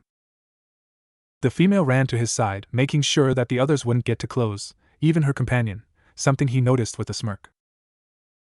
The first thing Naruto saw when he woke up was black eyes, reminding him of Sasuke. Then his vision cleared enough for him to see who they belonged to. When he did, he had to agree with his evil counterpart. She was beautiful. She had long black hair tied in a ponytail that reached to her back, a beautiful round-shaped face, long sexy legs, big bust, not up to Tsunade's level, but big nonetheless, and around behind, wearing a black skirt with a short black shirt showing her stomach and the muscles that came with it showing how hard she trained, with long white sleeves, and black gloves. In the end, she was the best-looking woman he had seen in his short 15 years of living. Naruto mentally shook his head from those thoughts. He had more important things to worry about at the moment. He then began to take notice of the others in the room. He saw a man beside her. He too had black eyes and black hair, making him wonder if they were related. His hair, though, was almost like his, spiky. He was wearing black cargo pants with a long black sleeve shirt with the collars raised. He seemed to be amused by something. The other occupants were wearing the standard Kumo Jounin uniform, except for one of the blondes, and again he had to agree with his other self. She too was stunning. She had blonde hair like him, except a little darker. It reached to her back and was also tied in a ponytail. I don't want to describe the way she looks, 'cause I'm pretty sure you all know what she looks like. Naruto tried to stand up, but the female put her hands on his shoulders, making him halt. I wouldn't try that if I were you. Your body is still too weak from your earlier fight. He tried to resist, but he knew she was right. So he just sat on the only bed in the room. After that, silence reigned. After a few more moments of this, he decided to find out who they were. Mind telling who you are and what you're doing here? Oh, where are my manners, said the female. My name is Uchiha Mikoto, and the guy next to me is Uchiha Obito. Naruto's eyes widened, as well as Kyuubi's and Dark Naruto's. Uchiha? Thought every occupant inside the room. The female, now named Mikoto, laughed inside her head. Mind telling me why you're so surprised? Naruto came back to reality after that. Maybe it's because you're supposed to be dead. Dead? Said Obito. Who the hell told you we were dead? Oh, I don't know, said Naruto with sarcasm, maybe because of a little incident known as the Uchiha Massacre. Oh that, said Mikoto like it was nothing, we will explain everything once we don't have unnecessary ears listening. Mikoto shot the Kumo shinobi a stare that said she was talking about them. Yujito scowled. You come into our country uninvited and you're wondering why we're here. This doesn't concern you, said Mikoto, her voice becoming hard. The moment you stepped into our country, it became our concern, retorted Yujito.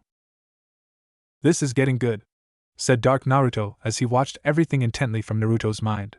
Kyuubi said nothing. Yujito, calm down, said B as he placed a hand on her shoulder to ease her anger. It helped. A little. Right now, all Yujito wanted was to beat the other female into the ground. The only thing keeping her from doing that was the little rational part in her mind telling her to control her emotions. Obito was just watching everything with a smirk on his face. Now this was interesting. A cat fight. I seems as if he thinks just like Dark Naruto. You still haven't told why you're here, interrupted Naruto. I told, began Mikoto, only for Naruto to interrupt her. I heard you. But if you don't want them to hear, why don't you kick them out? Mikoto and Obito both raised their eyebrows, while the Kumo shinobi's eyes widened.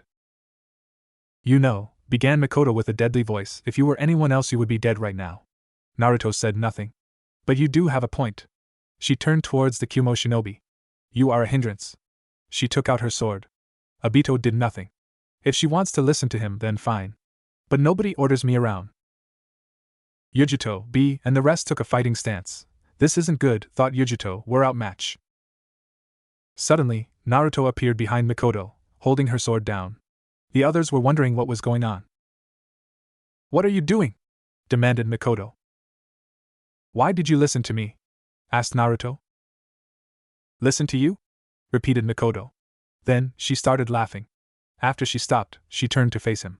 What makes you think you could order me around? Whispered Mikoto into his ear. Naruto just stared at her. You were doing it because you wanted to, stated Naruto. Exactly. Naruto let her go and turned towards the Kumo shinobi. You can leave. You have my word that they won't cause problems. Mikoto and Obito raised their eyebrows again. Yujito just stared at him. And why should we listen to you? Naruto shrugged. Because you don't have a choice. Yujito knew he was right, but didn't want to back down, her pride getting the best of her. It would be best if you come back to Kumo with us, said B. And why should we do that? Asked Mikoto. Done, said Naruto. Mikoto looked at him, but he ignored her. If you give us time to talk alone, we'll go with you. And we won't try to escape. He looked at Mikoto, telling her that she didn't have a choice. She just looked somewhere else. Fine, said Yujito. We'll be waiting outside. With that, she and the rest of the Kumo shinobi left the room. When they were gone, Naruto turned to the other two. Now, mind telling me why you're here? Obito looked at Mikoto, telling her that she had to explain. Mikoto sighed, and turned to look at him. I don't know if you know, but your mother was Uzumaki Kushina, one of the best kunoichi in history, and my best friend. Naruto remained silent, but listened intently. We became friends in the academy after we had a practice spar. We were always together, telling each other everything. Even during the war, it was fun. We were both rivals, always trying to outdo each other. And because of that we became strong enough that we became popular, both on the battlefield and socially. Before I knew it, I was chosen to marry Fugaku, the next clan head. Mikoto looked disgusted at the idea. I didn't get much say in the matter, and I was made a housewife. I never did love him, but I was happy since he gave me Itachi, and later Sasuke. Naruto's eyes widened at that information. Mikoto, seeing his look, sighed. Yes, I'm Itachi and Sasuke's mother. But that's not the point. Anyway, Kushina was more lucky. She managed to marry someone who she actually loved. You could say I was jealous of her. I did, however, had Itachi, so it wasn't so bad. After the war ended, I was pregnant again. But this time, Kushina was as well. She was happy, seeing that she was going to be a mother. But then a disaster happened. Mikoto's face turned sad. The Kyuubi attack. I don't know the details, but both she and your father died, the Yondaime Hokage. Mikoto looked at him, expecting him to be surprised, but instead he didn't do anything. She decided to ask him later. After that, the Sandaime told the village you were the new Jinchuriki.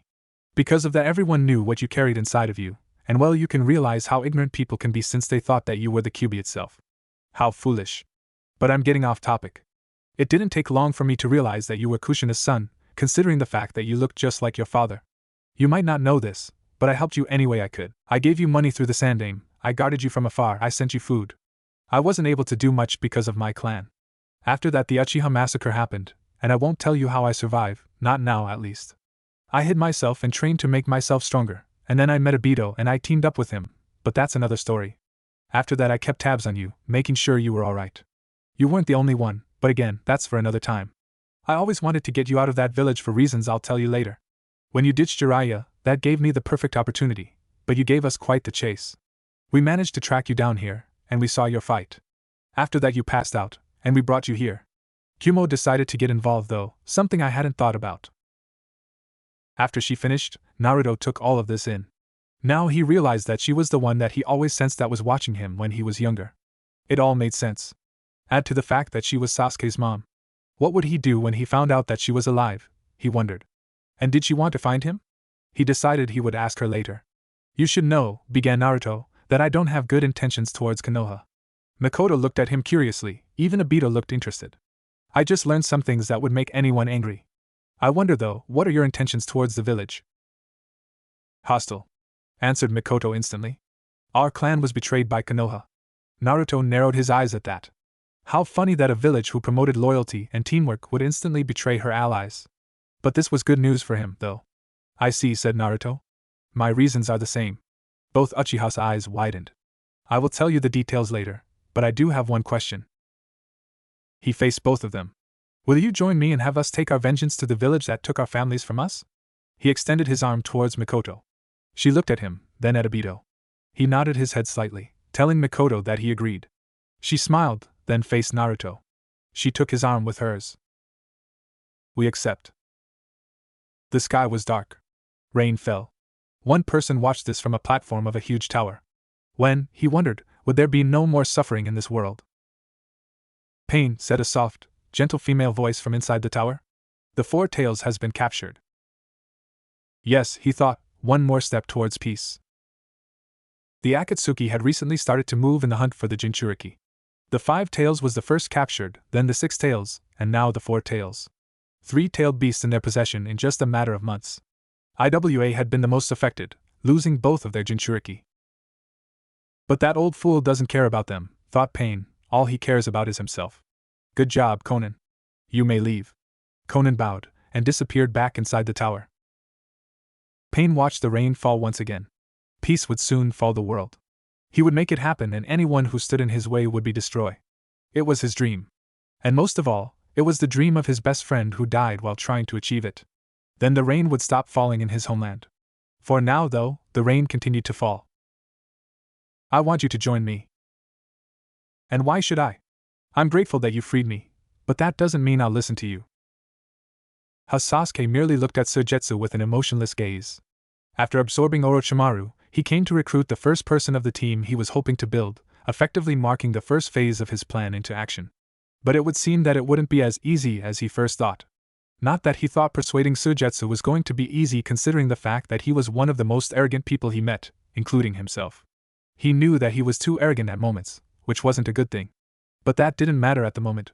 He just wanted to start searching for Itachi as soon as possible. But first he would need people to have his back in case he ran into any other Akatsuki members. Haha. You're too serious for your own good. Alright, I'll join you for now. Whatever, Sasuke merely turned towards the exit. Get dressed. We have a long journey. The next thing he felt was a finger pointed at his head, said finger belonging to Suigetsu who was right behind him. TCH. Such a bossy tone. Now let's get something straight, shall we? You might have defeated Orochimaru, but that doesn't mean shit. Everyone was after his head, meaning someone was bound to get him sooner or later. You were just the most likely considering the fact that you were always by his side, while the rest of us were kept in cages. So don't get cocky, or you'll regret it. Sasuke just looked at Suigetsu in the eye, no fear in his eyes. After a few more seconds of this, Suigetsu started to chuckle and released his hand from its position, backing away. Whoa. No fear, nothing. Which means your win wasn't a fluke. Good to know. Now, if I am to join you, there's something I'm gonna need. Sasuke said nothing. Instead, he just walked towards the exit of the laboratory, Suigetsu following him. I hate this. You're not the only one. What's that supposed to mean? Oh, I think you know what it means, little kitten. Who are you calling little, you old hag? Old hag. Why you? Damn. They seriously have issues. I know. They're starting to get annoying. It's starting to annoy me too. I mean, where's the traditional cat fight? You know, with the hair pulling and clothes ripping while men stand to watch while throwing money in the fight. Those were the days, all right. You're starting to get annoying as well.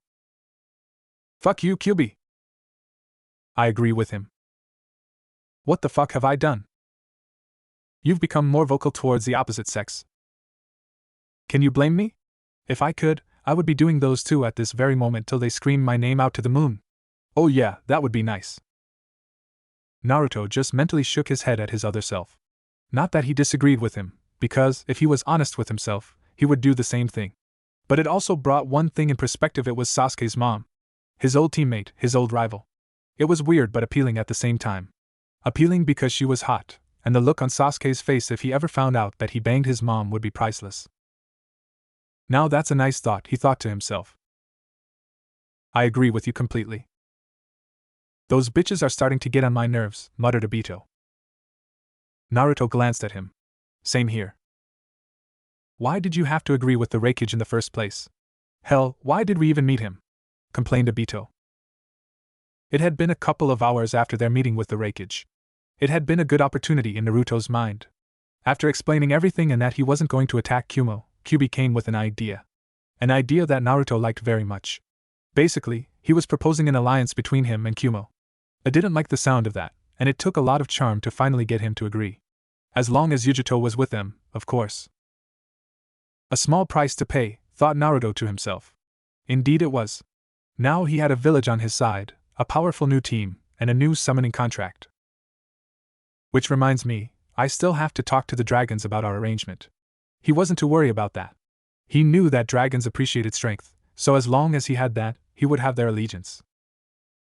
We now have Kumo on our side, for now at least. It's going to be helpful in the future. Besides, Yujito is gonna be useful as well, Naruto answered him.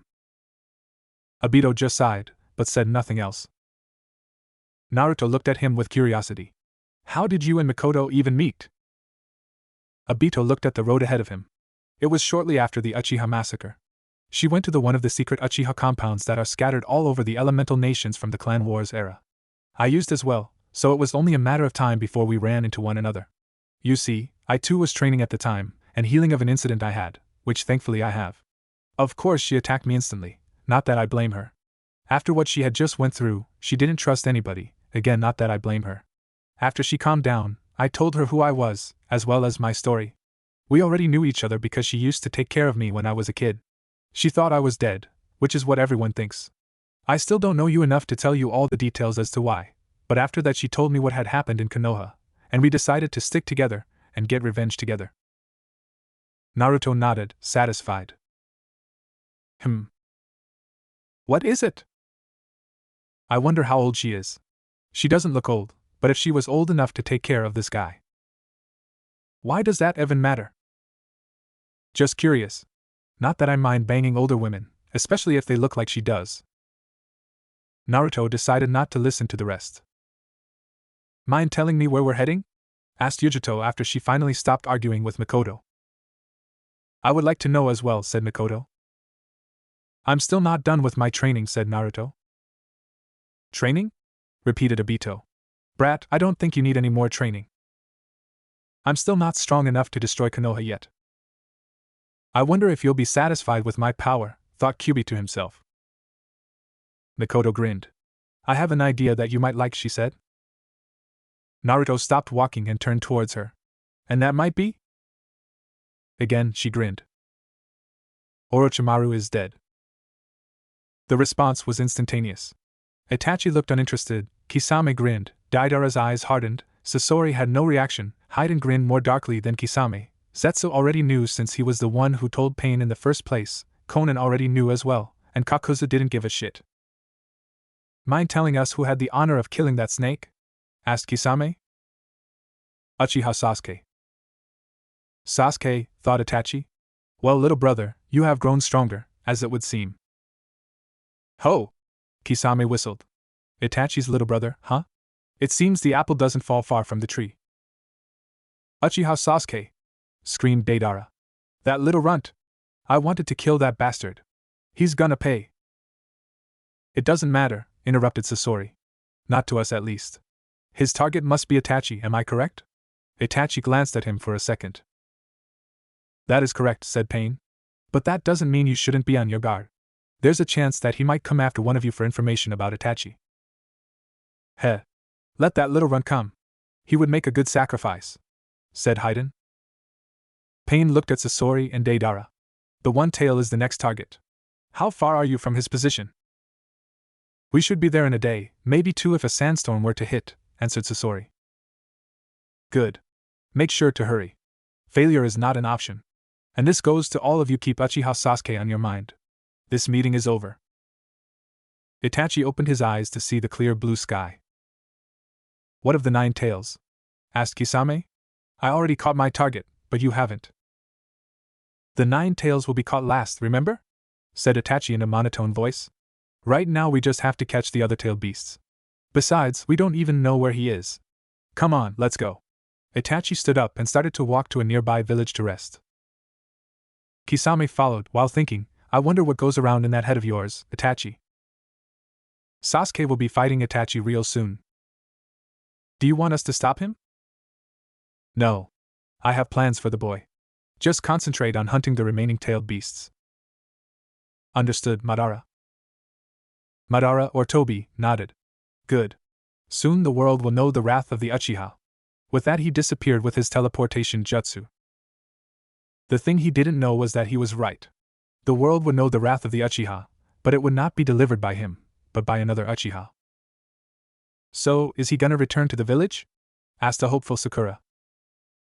I'm afraid not, answered Tsunade.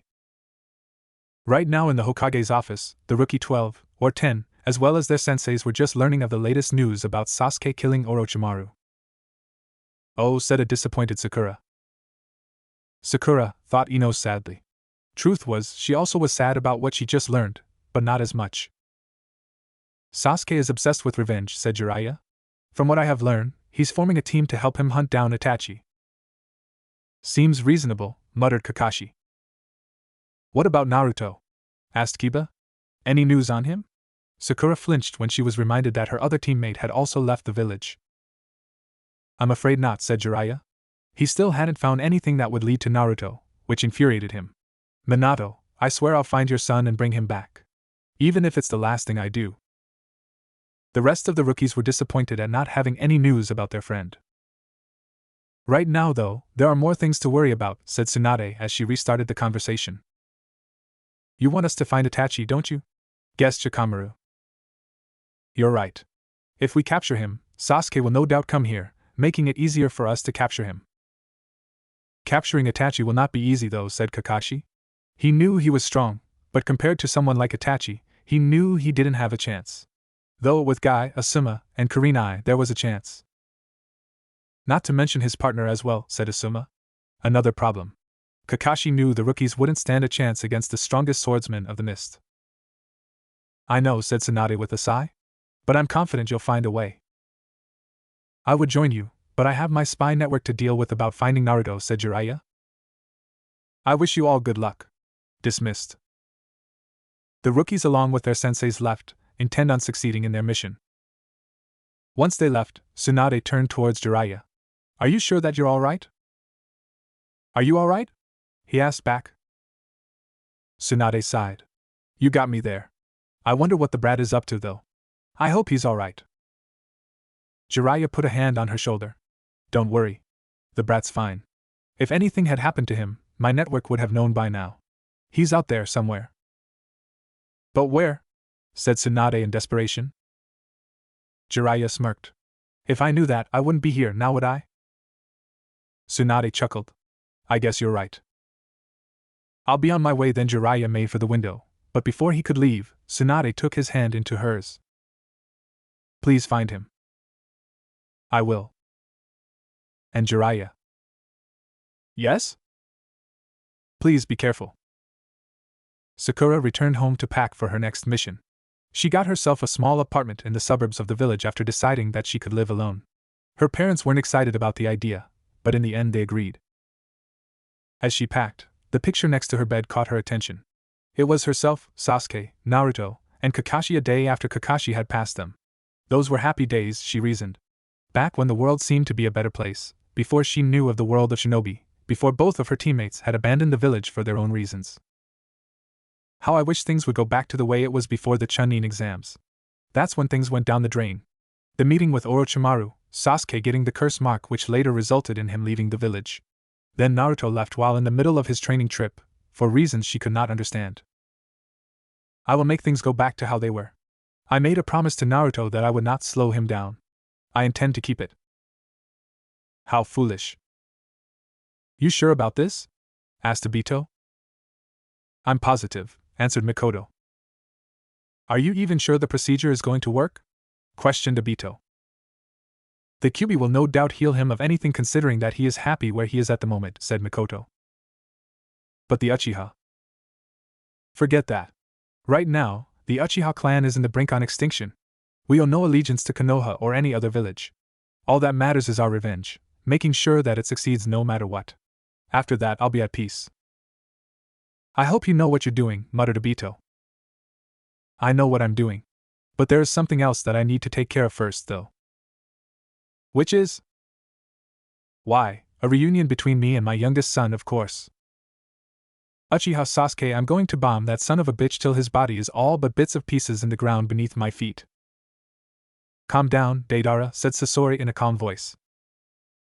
The two lovers of art made their way to Suna, which was where the one-tail, their target, was located. No! Screamed Deidara. He stole my chance to kill Orochimaru. I will never forgive him for that. You think I don't feel the same way, said Sasori with annoyance in his voice. He was my partner before you, you know. He betrayed me, something I don't take well to. Doesn't matter, said Deidara. I was the one who was going to kill him. But now, it looks like I'm going to have to kill the Uchiha instead. Don't, said Sasori, Itachi would kill you. And you know you don't stand a chance against him. Remember the last time you faced him. Deidara's anger rose at remembering that day when he was recruited into Akatsuki. The day he was defeated easily, the day he almost appreciated Itachi's eyes as art. They'll never be art, he thought, only my creations can ever be true art. And soon I'll show him. We'll need to split up, said Sasuke. I'm good with that, said Suigetsu. With that, he disappeared to the nearest town. Jugo also left, using the animals in the area to help him. Now's my chance, thought Karen. Oh Sasuke, she said in a sultry voice. You should get going as well, said Sasuke without turning around. TCH, fine, said an irritated Karen. After she left, he threw a couple of kunais to nearby tree branch. I know you're there. Show yourself. You're good, said a female voice. Sasuke narrowed his eyes. Who are you? Why, Sasuke, to think you wouldn't recognize your own mother. I must admit I am hurt. Sasuke's eyes widened. And Mom? I got Sasuke's scent, screamed Kiba as the Konoha shinobi made their way through the forest. Sasuke-kun, thought Sakura. Where to Kiba? Asked Kakashi. About 15 miles from here. There seems to be another person with him. I don't recognize the scent though, answered Kiba. All right. We need to hurry, said Kakashi. That's right, said Mikoto. But how? I thought you were dead, said a shocked Sasuke. You shouldn't believe everything you see, Sasuke-chan. Genjutsu muttered Sasuke. Exactly. I'm going to tell you everything of what happened that night, as well as other things, but not here. Come with me, and your team as well. Sasuke nodded without hesitation, wanting to know everything. The scent is gone, screamed Kiba. What do you mean going? Asked Neji. Just that. 1 second it's there, the next it vanished. The other scent vanished as well. No, screamed Sakura in her head. While that is unfortunate, our mission is still to capture Itachi. Let's go, said Kakashi. The rest nodded. I wonder what the Uchiha is planning. Me too. We shouldn't trust her. Why? I have my reasons. Naruto was about to ask him when he felt her presence. She's here, said Obito. Finally, muttered Yujito. About time you got back, said Naruto. Now mind telling me. Naruto? Said Sasuke. Sasuke? Said Naruto. What the hell are you doing here? They both said at the same time. It seems you two know each other, said Mikoto. You could say that, said Naruto. How do you know Naruto? Asked Sasuke to his mother. We met about a day ago, under entertaining circumstances. Entertaining? Thought Naruto. She has a weird definition for entertaining. I'm starting to like her more and more. Why me? Don't be hating the evil entity with a cool outlook on life, will you? I wonder if dying will be worse than this. Who are they? Asked Yujito, pointing at Team Hibi. My team, answered Sasuke. Mind telling what's going on? Asked Naruto. It's really simple. We're going to join forces. Naruto's and Sasuke's eyes widened. What are you talking about? Said Sasuke. I would like to know as well, said Naruto. Mikoto chuckled. Our goals are the same. The destruction of Konoha. Sasuke shook his head. I don't care about Konoha. My goal is to kill Itachi. Mikoto sighed sadly. You're wrong, my son. Itachi is but a victim. Victim! Screamed Sasuke in outrage. He destroyed the Uchiha clan. Under Konoha's instructions, interrupted Mikoto. Everyone in the room was shocked at what they had just heard, except for Obito, who already knew. What are you talking about? Whispered Sasuke. Mikoto shook her head. I will explain everything to you and Naruto later. Right now there is something we need to do. Which is? Asked Naruto. Mikoto smirked. Giving you the Sharingan. How is this possible? Said Obito in awe. I don't know, muttered Mikoto, also in shock. For once in her life, Uchiha Mikoto was truly amazed. You see, the operation of transferring the Sharingan eyes to Naruto was just finished. Everything went perfect, well, a little too perfect. A few minutes after the operation, Naruto's new Sharingan eyes started to change. Is the change good? Well, that's a matter of perspective. What? Asked Naruto, who was on the operation table. Did something bad happen? Not really, said Mikoto. She wasn't mad with this outcome. No, what she was mad, almost pissed, was that she wasn't expecting it. She hated when something unexpected happened. Well, in situations like this. In a romantic sense, well, that's a different story. Back with the story. The Rinnegan, said Obito. The what? Asked Naruto. The Rinnegan, repeated Mikoto, is the third dojutsu in the ninja world. The last known person to have it was the Sage of Six Paths. Mikoto didn't know that Pain was also a wielder because she wasn't all that concerned about the Akatsuki. She did know, however, that the Rinnegan was the last phase of the Sharingan. But in order for that to happen. Of course, thought Mikoto. How could I have missed this? He's an Uzumaki, who are related to the Senju, and add Kyuubi to the mix. There was no doubt in her mind that the Kyuubi had something to do with this. But for what purpose? What could he be planning? Asked Mikoto to herself. Well, she would worry about that later. The Rinnegan, huh? Thought Naruto. Good. Once I've mastered it, I should be ready. He wasn't counting Kyuubi's power because he didn't want to rely on it, nor did he think that the Kyuubi would be willing to give it to him. How wrong he was. After you're finished here, we need to talk. About what? Asked Naruto. You'll see. Kyuubi went silent after that. Naruto decided not to ask anything else. Kyuubi sounded serious. Alright then, said Naruto as he hopped out of the operation table. I think we're finished here. I would suggest that you wait a little before you start training, said Mikoto, already guessing what he was going to do. Why not? Asked Naruto. You'll have to let your body become accustomed to your new eyes, she answered. He nodded. Alright then. One question, how do you turn them off? Just stop channeling your chakra to your eyes. Once he did, his eyes went back to his natural blue eyes. Mikoto also wondered about that. She thought they would have changed color, but it appeared not. I'm gonna go rest then. Naruto left the room to find an unoccupied bedroom in the Uchiha hideout. Well, that was unexpected, commented Obito all of a sudden. Mikoto just rolled her eyes. It wasn't unexpected really. Well, to them it was, but in all logical sense, it was the expected outcome. Whatever. Now if you excuse me, I have something to do. She started to walk out of the room when Obito spoke again. You're gonna tell him about that night, aren't you? Mikoto stopped walking, but didn't turn around. Yes. He deserves to know. Obito sighed. Well, it's your choice. Mikoto walked without saying another word. Everyone stop! Screamed Kakashi. The retrieval team, well, this retrieval team, consisting of Kakashi, Pakken, Sakura, and Shino, stopped in the middle of a road in the Land of Fire. After losing Sasuke's scent as well as the other scent of the mysterious entity, it was decided that it was best to split into groups to find Itachi faster. And luck would have it, this team just happened to do it. Uchiha Itachi, and Hoshigaki Kisame stopped walking and turned to find the 4 Konoha shinobi. Well, said Kisame with a grin, this is our lucky day. Itachi as usual, said nothing. Kakashi made a silent order to Pakken, who understood and left to inform the others. Sakura looked at Itachi. So this is him, she thought, the one who made Sasuke-kun's life a living hell. She clenched her fists.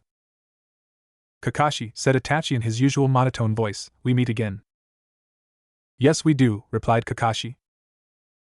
May I ask what I owe this unexpected visit?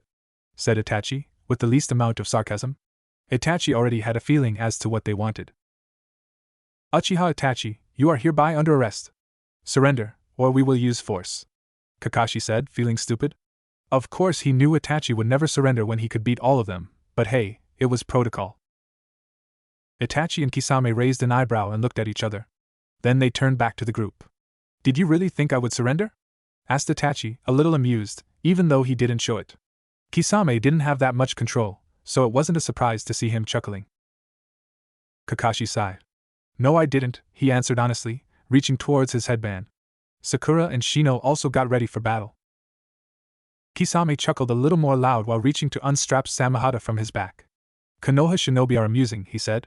Itachi didn't pay attention to that comment. He just activated his Sharingan. Kakashi, already knowing what was going to happen, warned the other two. Don't look at him in his eyes, he shouted. But it was too late. Both Sakura and Shino fell to the ground unconscious. Kakashi didn't have time to check on them, however, as he was forced to block a strike from Kisame as he brought Samehada down on him. You don't have time to look away, he said. Kakashi just cursed in his mind. This is bad. The others better get here soon, or I'm dead. Tsunade-sama! Screamed Shizen as she entered her office. What is it? Asked Tsunade. The Kazekage has been captured by the Akatsuki, she screamed. What? Shouted Tsunade as she stood up from her chair. Shizen just nodded. Tsunade cursed in her mind as she sat back in her chair. This is not good news. Damn Akatsuki. What are we going to do, Tsunade-sama? Asked Shizen. I can't send Kakashi since he's not here. In that case, Shizen, bring these 4 to me. Sasuke stood outside the hideout while staring out at nothing. No one can blame him. He just found out that his mother, who he thought died 7 years ago, was alive. Not to mention the fact that it seems Konoha was responsible for the destruction of his clan. He didn't know all the details, as his mother had yet to tell him anything else. So this is where you are, said a voice behind him. He didn't have to turn around to know who it was. Mom, started Sasuke with an emotionless voice, I need to know what happened. Mikoto nodded. This is why she was here, to tell him everything. Alright, but you need to know that the Uchiha clan isn't a saint in this either. Sasuke turned around, silently telling her to continue. Mikoto took a big breath and continued, it all started when the Uchiha clan was forced to move to a secluded area in the village. Of course no one thought anything of it, but this was for the Hokage to keep tabs on the clan. It wasn't long before the clan started to lose more political power, even though we were the police enforcers, something the Nidaime Hokage made to give the clan something. Anyway, it wasn't long before we barely had any power at all. Your father knew this, and was infuriated. With Itachi, the clan became more prestige as to say, with him being Umbu captain at 14. But Fugaku saw this as a chance more beneficial to the clan. Mikoto said beneficial with a great amount of sarcasm. Of course at the time I too thought it would be the best course of action. With Itachi as the head of Umbu, we could keep tabs on the village. Of course with the Kyuubi attack, the village leaders became more suspicious of us. At Sasuke's questioning look, she decided to elaborate. The Kyuubi attack was unexpected. It just happened. The Kyuubi was not known to just destroy a village without a reason. It was known however that the Sharingan can control the Kyuubi, while the Mangekyo. The village leaders thought the Uchiha clan was responsible, so they made Itachi spy on us. And Itachi just went with it, screamed Sasuke, losing his composure. Mikoto sighed. Sasuke, you have to know for a fact that your older brother loved the village a lot, maybe he still does. He grew up during the Third Ninja War, well in the final years, but he still saw a lot of things not meant to be seen by a child. He became a pacifist. Anyway, after that, Fugaku grew more and more impatient with the situation that he decided to form a rebellion. Itachi reported this to the Hokage and the elders. Of course, the Sandaime thought that a peaceful resolution was the best course of action. Danzo, Mikoto said the name with disgust, came up with a better plan. He decided that wiping out the clan was the best course of action. Sasuke was shaking with anger by this point. And Itachi agreed with him? He asked with anger. Mikoto sighed again. As I said, Itachi is a pacifist. He knew if the Uchiha clan had the chance of going through with the rebellion, a lot of innocent people would die. The other nations would probably take this opportunity to gain more territory, probably causing the Fourth Ninja War, making even more people die. Of course, Danzo also used Itachi's love for you to finally convince him. Mikoto stopped at this to look at her youngest son. Sasuke's anger disappeared, replaced with confusion.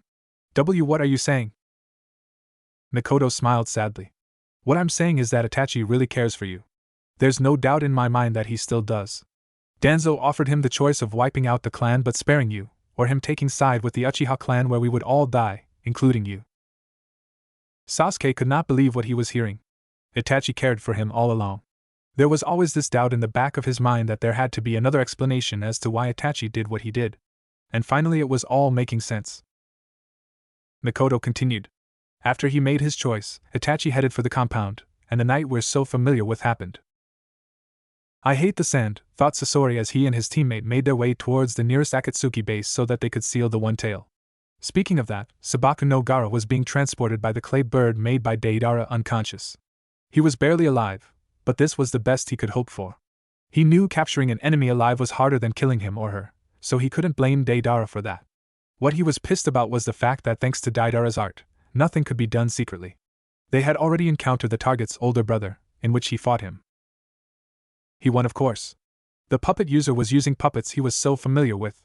He created them after all. In all honesty, he was impressed with the puppeteer's skill. If he hadn't created them, he was sure he would have had a tougher fight. In all reality, it wasn't a fair fight. But hey, in the ninja world, nothing was fair. You use everything to your advantage. But enough about that. There was no doubt in Sasori's mind that there would be more encounters with enemy shinobi. When, he didn't know, but he knew they would be happening. Sasori was the kind of man, in figurative manner since his body was a puppet, that didn't like to fight unless he had to. The only reason he joined Akatsuki was for the protection it provided him. But in order to gain something, you have to give something up. Another issue he had was his partner. Why the leader decided to pair them together was beyond Sasori's comprehension. They were both opposites. Deidara liked to do things the flashy way, as to say that he knew nothing about stealth. He would have rather been paired with Itachi. He was alright in Sasori's book, besides murdering his entire clan. But hey, he turned people into puppets, hell he even made himself into a puppet, so who was he to judge somebody else? Finally I'm getting out of the sand. With that, he made his way toward his objective, Deidara following him. Water style, water bullet. Earth style, mud wall. Both techniques clashed, the mud wall coming victorious. Kisame smirked before dashing forward at incredible speed at Kakashi, who barely managed to dodge the giant's sword, or so he thought. Kakashi gritted his teeth, feeling the loss of his chakra. Kisame chuckled, while holding Samehada, which has making weird sounds. Samehada's specialty is the fact that it can absorb chakra. It's almost impossible to dodge. Kakashi was getting more worried as the fight continued. He was losing too much chakra. Add to the fact that Itachi hadn't done anything except to trap Shino and Sakura in a genjutsu, knocking them unconscious. Even Sakura couldn't dispel genjutsu at that caliber. Where is everyone else? Thought Kakashi worriedly.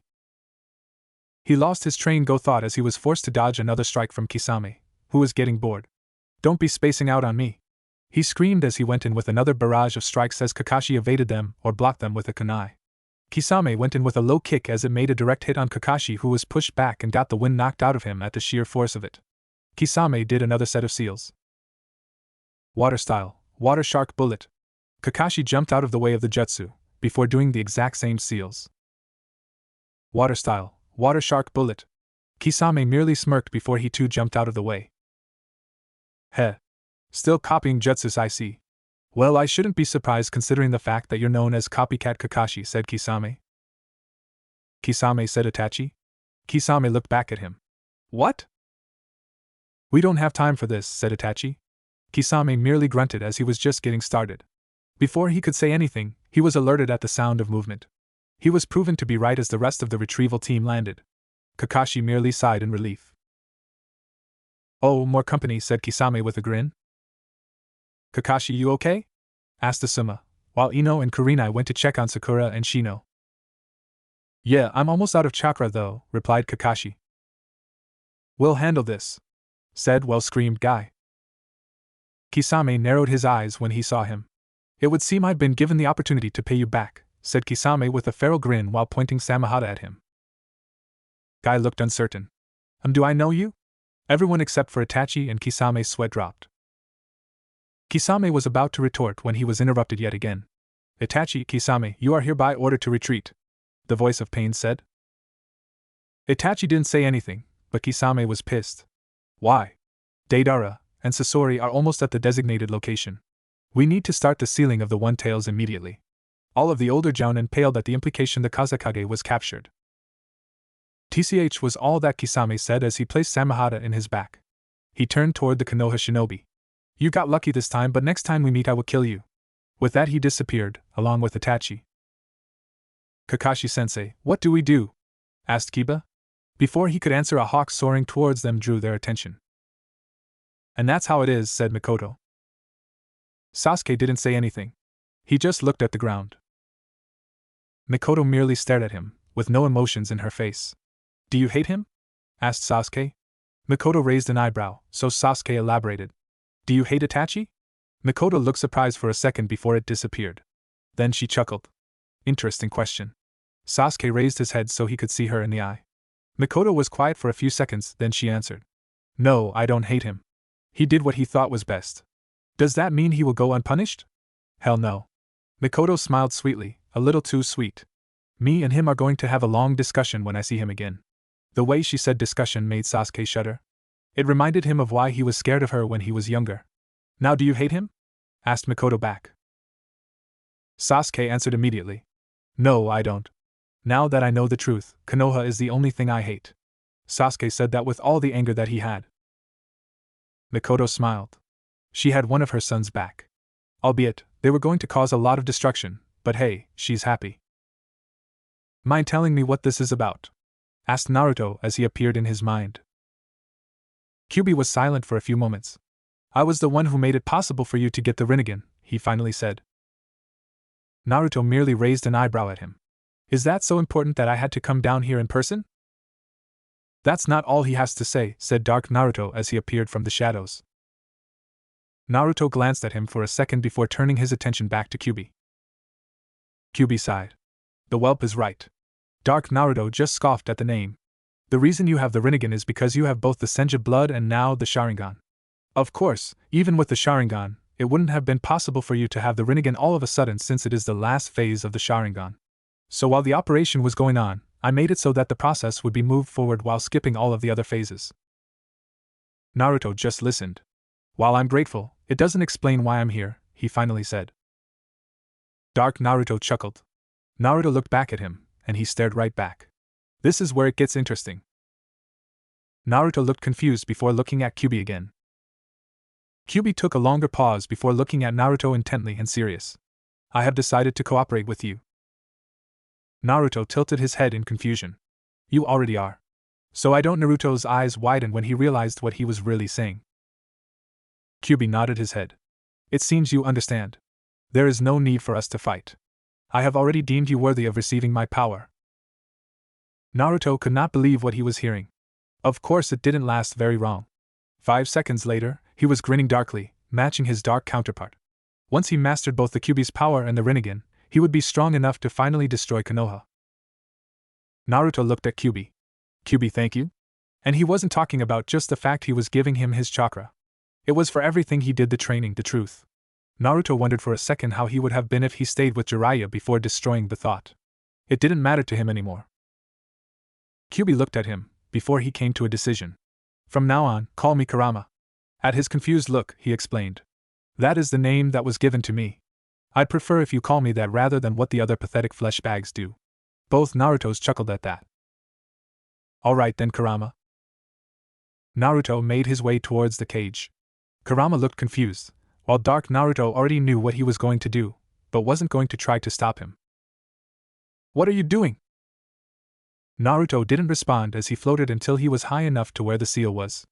Naruto looked at him. I'm going to get you out of that cage. Naruto gripped the seal, and was about to tear it, when a hand grabbed his and stopped him from doing it.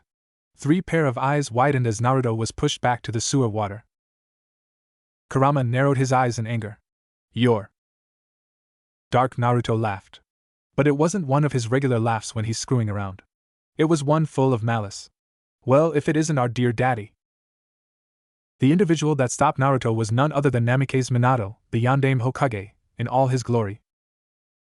"You're late," said Pain as he appeared before Deidara and Sasori as they entered the hideout.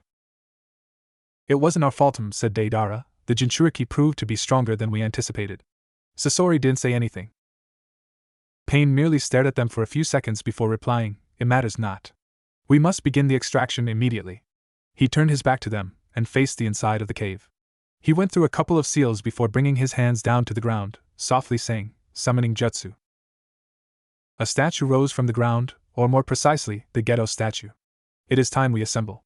One by one, figures started to appear above each finger. Deidara's clay bird dropped Gaara on the ground before it disappeared. Then, he, along with Sasori, took their place in their respected fingers. And yeah, I know it sounds weird. Pain's hologram then appeared in his respected spot. He looked at the rest of the members. "We shall now commence the sealing of the One Tails. Like before, it will take 3 days and 3 nights. Haiden snorted from his spot. "This is such a pain in the ass. Don't you have a quicker method of doing this, leader?" He said Pain's title with so much sarcasm, anyone could have detected it. No one knew how Haiden got away with so much disrespect, but they weren't about to question it. Pain glanced at his direction. "You should be grateful that it isn't longer than it is. This is the fastest way possible, so deal with it." "Yeah, but if Orochimaru were still here, it wouldn't take this long," said Kisame from his spot. He was still a little irritated that he wasn't able to kill any of the Konoha shinobi, especially the beast one. But he knew he would have more chances, so he didn't dwell on it too much. "True. But since he's not, this is the best we can hope for. Now, no more questions. We need to start immediately." He then looked at Zetsu. "Have your real body stand guard and make sure no one sneaks up on us. Have the one with the longest range do it." "Understood." He then turned his attention to everyone else. "Keep your real bodies in check as well. It wouldn't be good if you were suddenly ambushed." The others nodded. Pain nodded to himself, content. "Then let's begin."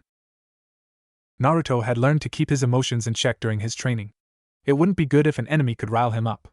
He would be an easy target, no matter how much training or how strong he got. That was something Kurama had drilled into him. But right now, no matter how much he tried, not that he was trying too much, he couldn't but let all his anger out. Why, you ask? Because the person who was responsible for his fucked up life was standing right in front of him. The Yondaime Hokage, Namikaze Minato, stared at his son sadly. He knew everything that had happened. He had seen what his son had did, and what he was planning on doing. Some part of him couldn't blame him, but it was overruled by his Hokage's side. He wouldn't allow his village to be in danger, even from his own son. "Naruto," he began to say, and whatever he was going to say was cut off as he was punched straight in the face, sending him back all the way to the cage, his back impacting hard with it. It was thanks to his shinobi instincts that he had built during the war that he was able to jump out of the way as a claw pierced through between the bars, despite the pain he felt. As he landed, he looked at Naruto, who was the one responsible for the punch. Instead of his natural blue eyes, the Kyuubi's ruby eyes stared back at him, filled with hatred and malice. Naruto was shaking in anger. All he wanted to do was to tear the Yondaime in pieces. He wouldn't acknowledge that he was his father. He lost that privilege the moment he sealed Kyuubi into him. Dark Naruto wasn't faring so well either. He could feel his power growing. He had never felt so strong in his life. But he wasn't paying much attention to that fact. He, as well as Naruto, only had one thing on their mind: to kill the person right in front of them. As for Kurama, he was sharing the same thought process as the first two, except more graphic. "Yondaime," he began, "come here so that I can rip you to shreds." Minato looked back at him. "In that case, I'll stay away." He then turned his attention back to Naruto. "Yondaime Hokage," he said in a deadly tone, "I'm honored to have been graced by your presence. May I ask as to how you're here?" Minato looked down, before explaining. "I placed some of my chakra in the seal formula, so that I would appear if 8 tails of the Kyuubi's power ever broke out of the seal, or if the Kyuubi ever manipulated you to break the seal." He then looked back at Kurama again. "I don't know how you did it, but I won't let you poison my son with your lies anymore." Kurama just roared at him in anger, angry because he couldn't do anything to him. Naruto then started to chuckle, but it was a chuckle that matched his counterpart's earlier one full of malice. Lies? He said. He looked at Minato with Kurama's ruby ones. You got it wrong, father. He spat out the title with a lot of disgust, making Minato flinch. The only lies I have been told have come from that hellhole of a village. He screamed. Son, you don't understand, he said, trying to ease his son's anger. Understand what? Why we were used as scapegoats for something we never had control in, screamed Dark Naruto in anger. And don't you dare call me son, continued Naruto. As far as I'm concerned, you're just another Konoha shinobi who ruined not only my life, but betrayed my clan as well. Minato could not believe this was happening. He didn't think his son could ever become someone like this. He had thought he was going to choose a different path. I didn't know what else to do, he said. I thought this was the best solution to save the village. Naruto's anger increased at that. Of course, all you care about is that damn village, even putting it before your flesh and blood. Minato smiled sadly. That's what it means to be Hokage. I am sorry for everything that happened. I never wanted for you to suffer like that. Then, he turned serious, taking out his special Hiraishin kunai. But I won't allow you to destroy the village. Even if it kills my heart, I will stop you. Naruto just shook his head. To think you would go this far, no, I shouldn't be surprised after everything you already did. Minato said nothing. Dark Naruto suddenly stood next to Naruto, before they started to merge with each other. Well then I guess we better get started. Let's hurry, we're almost at the rendezvous point, said Kakashi, as he and the rest of the retrieval team headed to their appointed location. I can't believe the Akatsuki are moving so quickly, thought Kakashi. He then glanced at his team, or more specifically, Sakura. She had been silent ever since she had been woken up after having the genjutsu removed. He suspected that she was angry for losing so easily. After all, it only took Itachi a mere glance, and she was defeated. He shook his head. He had other important matters to worry about. Sakura sighed quietly to herself, as she hopped from tree to tree. She was berating herself for her embarrassing defeat. She had trained so hard for the last 2 years, but it looked as if nothing had changed. No, she thought to herself, they are just too strong for me. How am I ever going to go against people like that? How am I ever going to catch up to Sasuke-kun and Naruto? Her mood dampened when that thought crossed her mind. She was too weak to bring them together once again.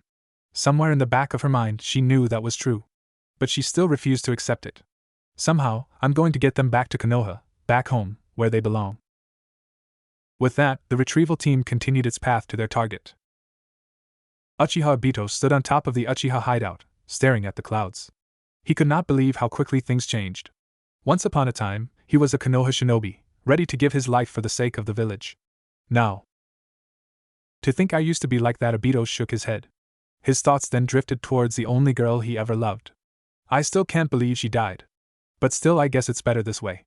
There was no doubt that she would have probably sided with the village. Then, he would have been forced to kill her, something he didn't think he could do. His hand instinctively went to his left eye, the same eye he had given to Kakashi. Did he regret it? He would be lying if he said no, but it wasn't a complete yes either. But now he had new eyes, and was stronger than ever. He could take any Kage and beat him, or her. He could hold his own against two, but further than that, it was beyond his skill. He knew that he wouldn't stand a chance against the real Uchiha Madara. He doubted if there were any shinobi who could, beside the Shodai Hokage. Except for the Uzumaki kid, now he had the Rinnegan, which would make him stronger than ever. And there was also the Kyuubi's chakra. But Obito doubted the tailed beast would lend it to him, considering how the beast was. But then again, it would seem Kyuubi was content with where he was presently in, so there was a chance he might cooperate with the kid. But that is not my problem. Minato grunted in pain as he hit one of the sewer walls with a large impact, creating a crack in it. He disappeared in a yellow flash as a fist suddenly appeared. Naruto reappeared in front of him in a black flash, and aimed for a kick as Minato blocked it, before taking his special kunai and bringing towards Naruto, who blocked with it his own, before he disappeared in another black flash, reappearing on the other side of the room. What is this, thought Minato. He's as fast as I am. But how? I never knew he could be that fast. And he's not even using any type of seals. Kurama watched the fight seriously, already knowing what had happened. When they merged, Dark Naruto's abilities got transferred to Naruto as well. Which would mean Naruto can control darkness right now. This should be interesting. Now, which is faster, darkness or the flash? Minato and Naruto suddenly went head-on against each other, before Minato disappeared in a yellow flash, and reappearing behind Naruto, a Rasengan in his hand. It's over, he thought sadly as he went in for the kill. Rasengan! As the technique was about to hit, Naruto disappeared, showing up below Minato, with a dark grin, and a dark Rasengan and ready. Minato's eyes widen. Shit! Not fast enough to. He wasn't able to finish or react in time as Naruto's Rasengan hit him straight on his abdomen. Dark Rasengan! Minato screamed in pain as he hit the ceiling, blood coming out of the impact zone, as well as his mouth. Naruto looked up, before destroying the Horatian seal that was on his back with his dark chakra. He stepped sideways as Minato fell, face first on the ground. Naruto looked at him, before picking him up by the throat. He held him there, and Minato felt more extreme pain as his windpipe was being crushed. I wish I could make you feel more pain, because believe me, this is nothing to what I have felt, said Naruto with his demonic voice full of hatred, as well as his eyes. Minato could do nothing, already knowing that he had lost. A part of him was proud, knowing that his son was already stronger than him while being so young, before it was replaced with sadness already knowing what he was going to do with that power. Then before anything else happened, the room was covered in a bright light. Once it died down, they all looked towards where it came from. Minato suddenly felt hope rise within him. He had forgotten that he had also done this, but now there is some hope after all, he thought. Naruto just narrowed his eyes until they widened in shock. There was a person visible, and that person was none other than Uzumaki Kushina. Mikoto and her youngest son were walking throughout the hideout, trying to find where one Uzumaki Naruto was. Are you sure he's not going to go against us? Asked Sasuke, already knowing, or thinking that he knew, how the blonde felt about Konoha. Mikoto sighed. Yes, he is. He's not the same person you once knew, Sasuke. He wants to destroy Konoha for the same reason we do. Sasuke froze at that. What do you mean? Mikoto turned and faced him. His clan was also betrayed by Konoha. Naruto's mother and my best friend, Uzumaki Kushina, was what they wanted. She arrived a few days before her homeland was attacked and destroyed. Konoha did nothing to help them. Hell, I wouldn't be surprised if they knew the attack was coming. But what would they want with her? Asked Sasuke with curiosity. She had special chakra, even among the Uzumaki clan. Hence the reason she was chosen to be the next Jinchuriki for the Kyuubi. Sasuke's eyes widened at that, but didn't say anything, instead listened to the rest. Konoha figured that they could just recreate the clan in the village, and they were going to get a powerful weapon as well, so it was a win-win situation for them, said Mikoto with anger. Kushina didn't know this, however, so she became loyal to Konoha, and afterwards she fell in love with Namake's Minato, the future Yandame, and they had Naruto. Sasuke's eyes widened further at that. To think Naruto was also the son of the Yandame.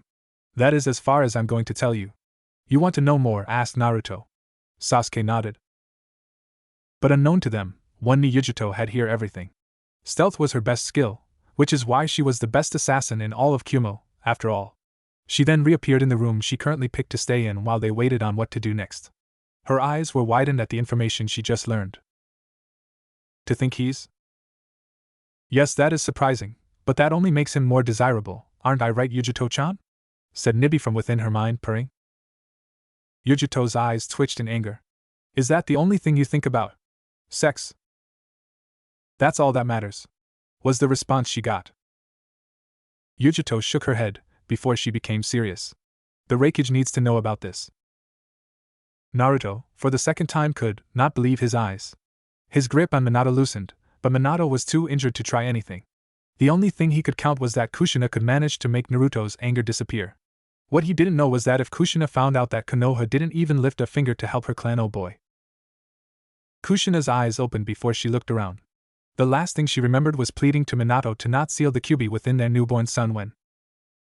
Her eyes widened. She needed to find her son. But where was she? As she scanned the room, her eyes landed on two similar-looking blondes, except one had blue eyes, while the other one had red ruby eyes, almost crimson, and that he had 3 whisker marks in each cheek. Her eyes widened when she took that detail in. The only person to have whiskers and blonde hair was her baby boy. But wait a second, what the hell was going on? She then recognized the other blonde as Minato. But it seemed as if he was being chalked by their son. KK Kushina, said Minato, barely. At the sound of his voice, Naruto's grip around his throat tightened again, making Minato puke out more blood. Kushina was even more confused now. Just how did this happen? What's going on here? She asked. Naruto turned his attention towards her, but still keeping his tight grip on Minato's throat. He had to say, he had one hot mother. Her long red hair, which just like Mikoto, reached all the way towards her ass, which he could tell was nice and round, and had a nice body as well with just the right curves, even if what she was wearing wasn't sexy. Her looks alone made it look sexy. And that's saying something. "Mom," said Naruto in a whispered tone, but in the silenced room as well as the sewer walls bouncing the sound of his voice, it was audible. "Is that really you?" Kushina nodded happily, glad to see her son. Then she remembered that Minato told her he was going to seal her soul to help Naruto battle Kyuubi. But it didn't seem that was happening. Then why was she out here? She then took notice of Minato and the state he was in. "Just what is going on here?" she asked once again, shock evident in her beautiful face. "It's complicated," answered Naruto, not sure what to say. "Kushina, never thought I would see you again," said Kurama with a grin. Kushina looked at Kyuubi, but turned her attention back to her son. "I want to know everything." Jiraiya looked dead serious at the information he had just received. It would seem two individuals had also been asking about Naruto. At first he thought it was Akatsuki, but under the description he had gotten, one was female, and the other was male. Now, he didn't know of any female members in Akatsuki, but that didn't mean there weren't any, but apparently they weren't wearing the standard Akatsuki uniform. He didn't get any faces as it seemed that they were wearing black cloaks, and didn't show their faces to anyone. Jiraiya sighed as he ran a hand through his hair. As if things weren't bad enough already. His godson already had the Akatsuki after him, now he's got two more individuals to worry about. As he walked through the streets, he decided to take a break. He entered a dango shop that looked to serve good food. He sat at one of the back tables, before thinking over everything that he knew. The Akatsuki hadn't captured Naruto yet, that much he was sure of, because they didn't know where he was. But it wouldn't stay away for long. It would only be a matter of time before they found him. And he didn't know if he had gotten any stronger. Jiraiya looked sad at that. Why would he leave? He thought sadly. If only he knew what the blonde was thinking, or where he was. "Naruto, just what are you planning on doing?" "Welcome, sir. May I take your order?" asked a cute young waitress. Jiraiya smirked. "Why, yes you may." Danzo paced around his room in one of his many root bases. Things were not going good as of late. First with the Kyuubi boy disappearing, his operatives being taken out by an unknown, and now the Ichibi would be in the grasp of the Akatsuki. That would be another tailed beast in their possession. They were progressing a lot faster than he anticipated. And if they captured the Kyuubi? Danzo clenched his hand that was holding his cane. There was no way he was going to lose something as powerful as the Kyuubi. He needed it for his plans. If only Sarutobi had let him train the boy. But it was too late for that. Danzo sat in one of his chairs. What could his next move be? He needed to be careful. He couldn't afford any more mistakes. Kushina was currently in too much shock. Why? Because she currently learned of everything that had happened, and more. She could not believe that the place she called home betrayed her like that. But not only her, but her entire clan. And of the life her son had lived. But in her mind she knew it would happen. She was a Jinchuriki as well. She told Minato this would happen. Naruto just stared at his mother. Even though he wanted nothing more than to just embrace her, there was the chance that she could side with Konoha. And he would never let something as affection stop him. He had never had it in his entire life, and didn't need it now. No, the time for affections was well past. During his childhood, that's when he needed it. Not now. Not in the future. Minato's coughing brought them back to reality. Naruto narrowed his eyes in anger. It was time he finished him. But before that, a clone came out of the darkness. It made its way towards the cage and the seal before ripping it. The mechanism turned clockwise, and the gates opened. Kushina just looked on. And no, said Minato weakly. Why wasn't Kushina doing something? Kurama grinned as he made his way out of the cage. Minato stared at him, fear evident in his eyes. Well, Kurama? You also wanted a piece of him. I'm already tired of this. Kurama just nodded. Naruto threw Minato towards him, and the last thing he saw was big white teeth. While Kurama was enjoying playing with his food, Naruto faced his mother and walked towards her. He stopped when he was right in front of her. So this is who I am. My goal is to destroy Konoha. I won't rest till everyone in that village is dead. So, what do you say, Ka-san, are you going to join me? Said Naruto as he extended his hand. Kushina looked at his hand before staring at him. Konoha was my home. I once thought I owed them for everything they did for me. But finding this out, she then looked at him straight in the eyes. Is this what you really want? To destroy the very people you once called friends? Naruto nodded. He had already come to terms with that a long time ago. Then Kushina took his hand. Then yes, I will join you. She smiled. Naruto smiled back. But it wasn't a fake one. It was one of those few moments in which he really did smile. The Kushina embraced him. Softly she said, Naruto, no matter what, remember that I love you. More than anything in the world. These are the last of them, Tsunade-sama, said Shizen as she brought a relatively small stack of paper. Now you might be wondering if this was the usual paperwork that caused all Kages to hate the job. If it were any other given day, or probably week, you would have been right. But not today. Thank you, Shizen, responded Tsunade as she scanned through the book that was currently in her hand. It looked old and worn out, which was no surprise considering how old it was. If I may ask, Tsunade-sama, began Shizen as she looked at the two medium-sized stacks of paper on the desk, what exactly are you looking for? Tsunade sighed before she put the book down on her desk. She placed her elbows on her desk, folded her hands together, and looked at her oldest apprentice. What I'm about to tell you is top secret. You are not to tell anyone, understood? She said seriously. Shizen nodded. She rarely saw her master like this, and when it was important. I discovered this accidentally. If it weren't for Danzo sending his lackeys out, I would never have found this out. She took a pause, before she continued. Since it became clear that that old goat was still up to his old games, and that he still had his root division active, I decided to look through Sensei's old files, see what he had on roots so that I could finish that program, hence why I asked you to bring them. Shizen nodded, understanding so far. While looking through them, I found this hidden within them. She picked the old book up. What is it? Asked Shizen. It turns out to be Sensei's diary, everything that he kept record of. Tsunade looked down at that. Shizen could see she was sad, but for what reason? What was in it? She finally asked. Tsunade sighed. Everything. Everything since the Second Shinobi War, which is when he started it, to his death. I don't know what it was doing inside those documents, but it doesn't matter. Tsunade shook her head. How could I have been so foolish? I should have known, she muttered to herself. Shizen became even more confused. Tsunade-sama, what are you talking about? Tsunade looked at her apprentice. Turns out I was right. This place really is a hellhole. Naruto woke up with a start, finding the stares of both Uchiha Mikoto and Uchiha Sasuke. Finally awake, Dobe? You know who said that. Naruto mentally chuckled, the nickname bringing memories of when they were a team. Outwardly, he asked, when did you get here? Mikoto decided to answer. Oh, about a couple of hours ago. She raised one of her eyebrows. What were you doing anyway? I know for a fact that you weren't asleep, more like in deep concentration.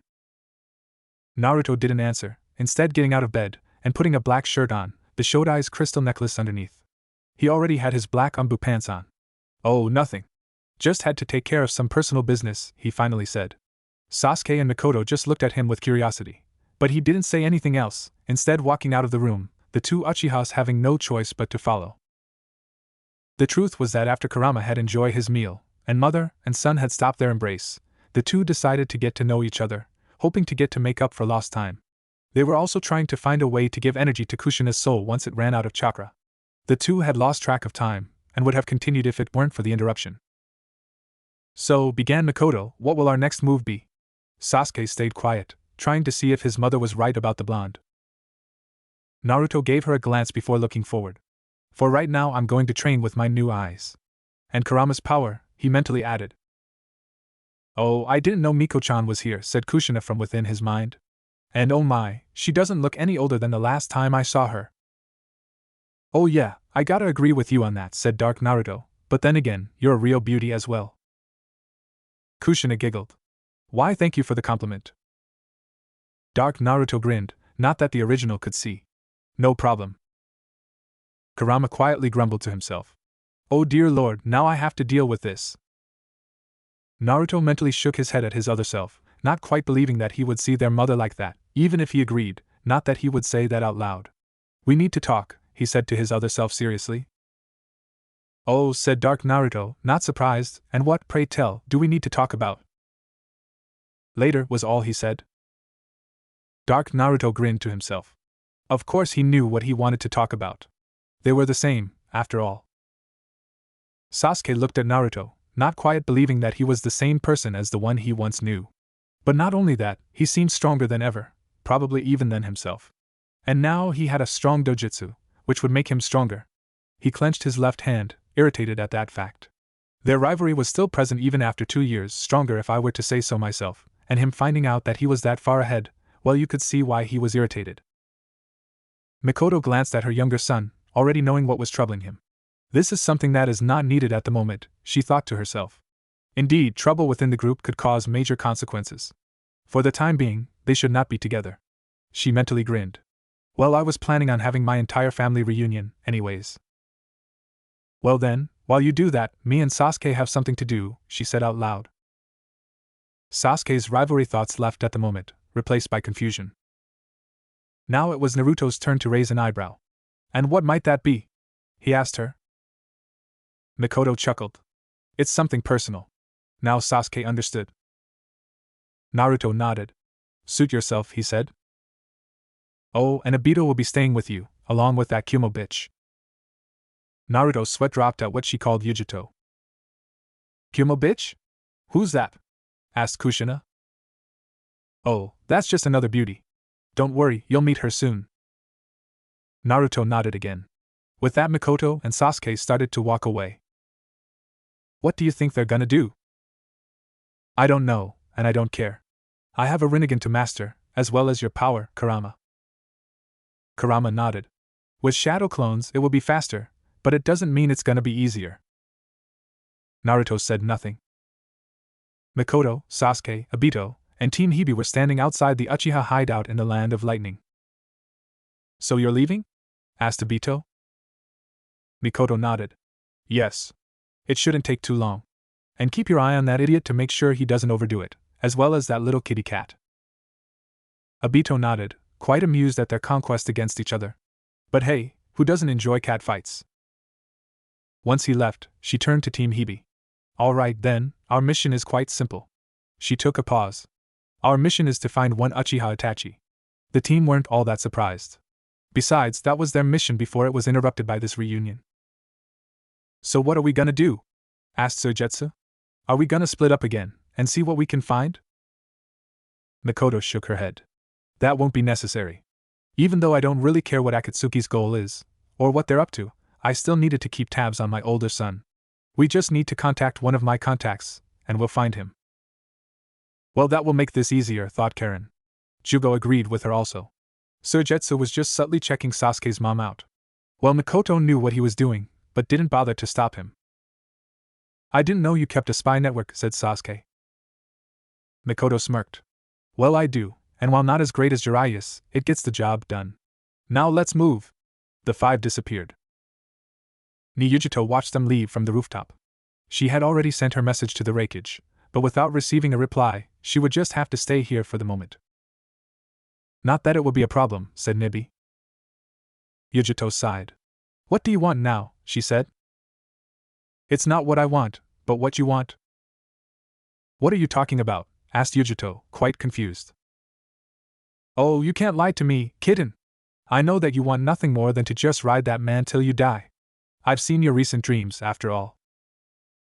Yujito blushed. You what? Nibi shrugged. Well, I was bored, Su. I can't believe you. We need to have a serious talk about privacy. Hey, you're the one who had the dreams, so don't blame me. All I did was take a peek, maybe. Yujito just grumbled to herself, the blush still in place, as she walked back inside the hideout. Shizen could not believe what she just heard. She knew her master hated the village until she met Naruto. Well, she knew for a fact that somewhere deep inside that she still did, and that Naruto was the only one keeping her here. It was a miracle she hadn't left yet. Maybe she was hoping that Naruto was going to return. Tsunade-sama, just what is inside that journal? Asked Shizen. Tsunade stood up from her chair and walked to one of the windows, looking down at the village. It turns out that they knew all along, but didn't do anything, she said. This confused Shizen even more. Knew what? Tsunade sighed. Kiri, Iwa, and Kumo were planning on attacking Yuzu. It was pretty obvious why. Shizen looked down, starting to understand. Because they were becoming too powerful. Tsunade nodded. Yes. They feared that they would become strong enough to take all of them out, and with their alliance, Konoha would benefit. Hell, Konoha was already benefiting. But that's not the point. It seems that a few days before the attack was to commence, one Konoha spy and Kiri learned of the information, and sent it back here as soon as possible. At first they were contemplating on whether or not to help them. She chuckled, except that it was dead. To think that they were contemplating instead of immediately helping them. Selfish bastards, all of them. She shook her head. In the end, they decided it was too risky and didn't do anything. It was shortly after the Second Shinobi War, so they didn't want to lose any more resources. Besides, they already had what they wanted. Shizen's head went up at that. Which was what? Kushina, of course. Even though her back was turned, Tsunade could see the confusion on her apprentice's face. She had arrived a few days prior, as unscheduled, as she was to be made the second Jinchuriki of the Kyubi. With her, they already had a powerful weapon in their hands. Apparently they were also scared of the Uzumakis. Like the other villages, they feared that maybe one day Yuzu would turn against them. Idiots. If they would have used their heads, they would have realized how stupid that sounded. Shizen was at loss of words. To think the village she loved could do this. They also came up with the idea that they could just rebuild the clan in Konoha where they could control it. And Kushina was none the wiser. She became the second host as planned, and a good Konoha shinobi. It all made sense to Tsunade. Why her grandmother never allowed for her to be checked by her. She always had her suspicions but decided to never act on them. And the Sandaime went along with this? Asked Shizen. But of course. In his mind, he was doing the right thing, the best for the village, not knowing that he was also betraying his teachers, as well as the very founder of this village. Tears were coming out of Tsunade's eyes by this point. How could she have been so foolish? She should have known that there was no way that Konoha didn't know. Even before Jiraiya, Konoha had a good spy network. To think her grandmother was betrayed like this, and Naruto. Oh, Naruto! If he ever found out about this. Is that why he left? She asked to herself. Because he somehow found out about this. Tsunade closed her eyes tightly, but the tears still came. Shizen just had her head down, not knowing what to say. But what could she say? What will I do? Thought Tsunade. What will I do? Thank you very much, said Baki in gratitude. Yes, you don't know how much this means to us, said Temari. You can thank us once we get him back, said Inuzuka Hana. Yuzuki Yugao nodded. Yes. But don't worry, we will complete this mission. The team Tsunade had dispatched was composed of Hana, codenamed Dog, Yugao, codenamed Cat, Tenzo, the captain, codenamed Yamato, a nameless Umbu, whose skill apparently was good enough to be here, codenamed Eagle, and Hana's triplets. They were all wearing the standard Umbu uniform, along with the mask, well except for the dogs. Yamato clapped his hands together. Well then, let's get a move on. The other three nodded. Just as they were about to leave, movement caught their eye. And it happened to be none other than the Itachi/Sasuke retrieval team. As they arrived at the entrance to the sand village, Yamato stepped up. Kakashi-senpai, it seems you made it in time. Kakashi nodded, feeling refreshed after a soldier pill. Yes. For a moment I thought we weren't going to. He then took the rest of the team in, recognizing them instantly. He used to be an Umbu, after all. He felt a lot better to have them with the team. Temari gazed at the newly arrived shinobi, before realizing Naruto wasn't there. Voicing her observation, she asked, if I may ask, where is Naruto? The rookies all flinched at the question, looking down. Kakashi, too, looked away. Sakura decided to answer. Temari, he left the village 2 years ago. Temari's eyes widened at the answer. In her mind, there was no way the little grunt would ever leave. Kakashi decided to intervene. I know you have questions, but they're gonna have to wait. We have a mission to complete. Temari nodded. Well then team, let's move. Wait a moment. Somebody screamed. The team, Baki, and Temari turned to find Elder Chio walking towards them. I shall accompany you. But Lady Chio, you retired a long time ago, said Baki. Chio shook her head. It would seem as if I have to come out of retirement. Besides, there needs to be a Sand Shinobi present for this. Gaara is our Kage, not theirs. Baki just sighed, knowing he wasn't going to win. Kakashi just looked at her, and nodded before turning to the rest of the team. Let's go. As they left, Temari wished she could go with them, but knew she couldn't as she had a stupid border patrol mission ordered by those idiots in the council. One question came to her mind though: why would you leave, Uzumaki Naruto? Danzo could not keep the scowl out of his face. Are you sure, Fu? He asked one of his best subordinates. Yes, Danzo-sama. Danzo's hand on his cane almost broke it. Another mistake. Another fucking mistake. That Senju woman would now know everything. If only he had known that she was investigation, better if he had known where the Sandaime's journal was. He never expected to be hidden in the open. What was that old fool thinking? he thought angrily. What could he do now? He didn't know what Tsunade would do if she left. His visible eye widened. Yes. This could be his chance at last. If she left, he could become Hokage at last. He would find the Kyuubi and bring it back to Konoha where it belonged, as well as the Uchiha. Then the clan would be recreated, under his control. The only problem was Akatsuki. But it didn't matter. As long as he had the Kyuubi, their plan wouldn't come to be achieved. Yes, thought Danzo, this could work to my advantage. Now Tsunade, all you have to do is run away like you did last time. Then my time shall come. Everything was eerie silent within the Akatsuki hideout, except for the sound of the extraction of the Ichibi within Gaara. But Uchiha Itachi wasn't paying attention to that. No, he was too much in thought. He had a feeling in his gut that something messed up was going to happen. He didn't know why he had that feeling, just that it was there. But what could happen? There wasn't really anything that could shock him at this point. Well, except for Naruto. He had rightfully earned the title of the most unpredictable ninja for sure. The blonde was an enigma, even to Itachi. But he knew sooner or later they were going to meet. The blonde was his target after all. We'll see then if you have really gotten stronger. He subtly looked at the members. It wouldn't be long for casualties to occur. He was amazed no one had died yet, but it was going to happen. Not to mention the fact that his time was running short. He was going to have to face Sasuke as well. But he was really interested in meeting Naruto once before that happened. Itachi mentally shook his head. It had been a while that he was interested in something. He cleared his head out of any thoughts. For the moment he had to keep up his cover. He didn't want to kill the boy, heck he didn't want to kill any of the Jinchuriki, but it was a sacrifice for the greater good. Just like he did that night 7 years ago. Naruto appeared within his mind once again. What are you doing here? Asked Kushina. I thought you were going to train. I am, said Naruto, but first I have to clear something with him. He gestured towards his counterpart who was leaning against the wall, his eyes closed. Dark Naruto smirked, before opening his eyes and looking at him. So, what is it? Kurama decided to just watch this unfold.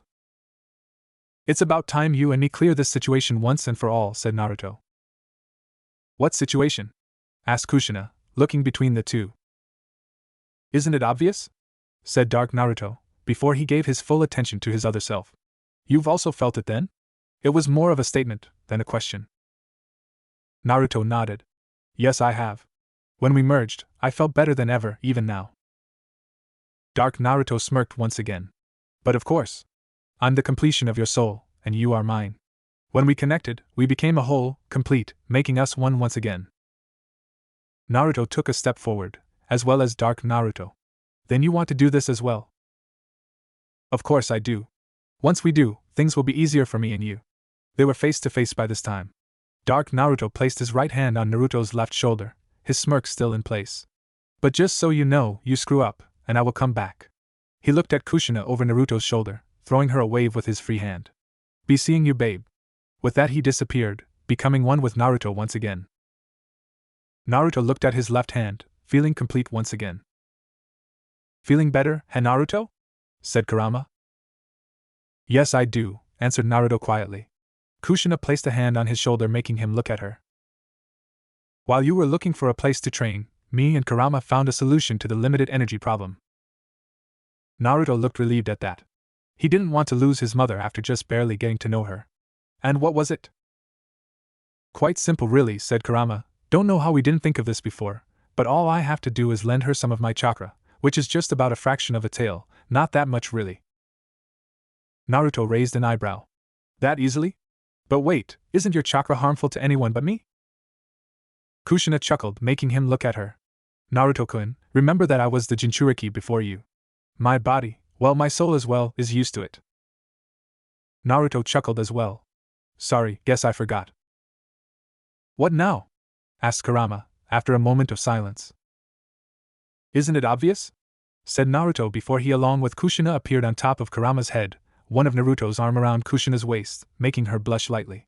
It would seem Dark Naruto was still present after all. Naruto grinned. It's time for the last of my training. Are you sure we should go in one group, Kakashi-senpai? Asked Tenzo, aka Yamato. Kakashi looked back at him as he hopped from tree to tree.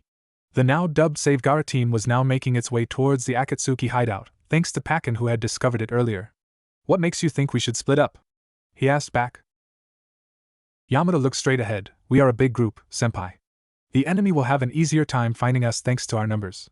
Yugao, aka Cat, agreed with him also. He's right, senpai, she said. It would be better if we were not to have any confrontation with the enemy till we reach the enemy's location. Kakashi sighed. While he agreed with them in part, the plan also presented other problems. While you're right, there's something else we need to keep in mind. The two, including Hana, aka Dog, as well as the other nameless Umbu, aka Eagle, listened closely. Even if we split up into smaller groups, there's still the chance that they will detect us. Then we, who are split up, will have a smaller chance of defeating the enemy. This is Akatsuki we're talking about. Its members include people like Uchiha Itachi, probably stronger than him. If we stick together, we have more likely chance of taking them out. Teamwork is important after all. He gave them all his famous eye smile. All right then. Kat nodded. She should have expected this. She was once under his command. Kakashi was all for teamwork. Guy, Kurenai, and Asuma joined the conversation as well. Kakashi is right, said Guy. We will have a stronger chance this way. Dog sighed. Even if she didn't show it, she was worried about this mission. It was Akatsuki they were dealing with. Not to mention the fact that her little brother was here as well. There was no doubt that he wasn't strong enough to take any of the members of that organization. She would have to keep a close eye on him. Shinobi were not meant to feel any emotions, that much was true. But no matter how much you may try, they always appear. She sighed once again, before she shook her head. She needed to stay focused. On the front, the rookies were having their own thoughts. They were gonna face a strong opponent, but they were gonna try their best. And who knows? Maybe they'll get some clues as to where Naruto was. He is a target of the Akatsuki. No one saw the figure coming out of one of the trees. We have company, said Zetsu. The leader, or Pain, looked at him. Already? Well, that was a little earlier than expected, but expected nonetheless. He looked around all the members, trying to see who was best suited. Now who to send? If I may, started Zetsu, except this time his voice was different from before. It would be better if 2 members went. The other members looked at him questionably. And why is that, asked Deidara. It would appear that there are quite a few of them, answered Zetsu, so it would be safer this way. Enough, said Pain. Now, who shall go? Me, said Haiden, his eyes having a crazy look on them. I should be the one to go. They will all make good sacrifices. I suggest that Itachi and Kisame go. Haiden looked down at that. Pain nodded. It is decided then. And we shall use that jutsu. He then looked at Itachi and Kisame. Make sure to only use 30% of your chakra. The rest will be needed for the extraction jutsu. Kisame nodded. It will be enough. Then he grinned. Looks like I get to have some fun.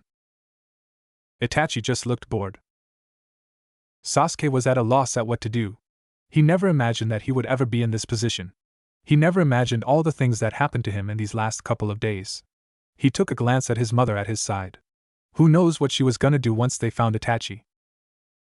Sasuke then thought about his brother, the same he hated with his life no less than a day before, but now that he knew what really happened that night. To think he once called Konoha his home, well, it looks like he made the right choice in leaving. Sasuke, said Mikoto all of a sudden, leave all the talking to me. I know you want to talk to your brother, but that will come later. We will have to persuade to come with us willingly, not to mention the fact that he has his partner with him. Sasuke quietly nodded. He knew that Akatsuki worked in pairs, and he had already met them before. Excuse me, said Karen. Mikoto looked back at her with an uninterested look. What? She said. Karen readjusted her glasses, a habit of hers when she was nervous, before answering. Who might this partner be? Mikoto turned her head back.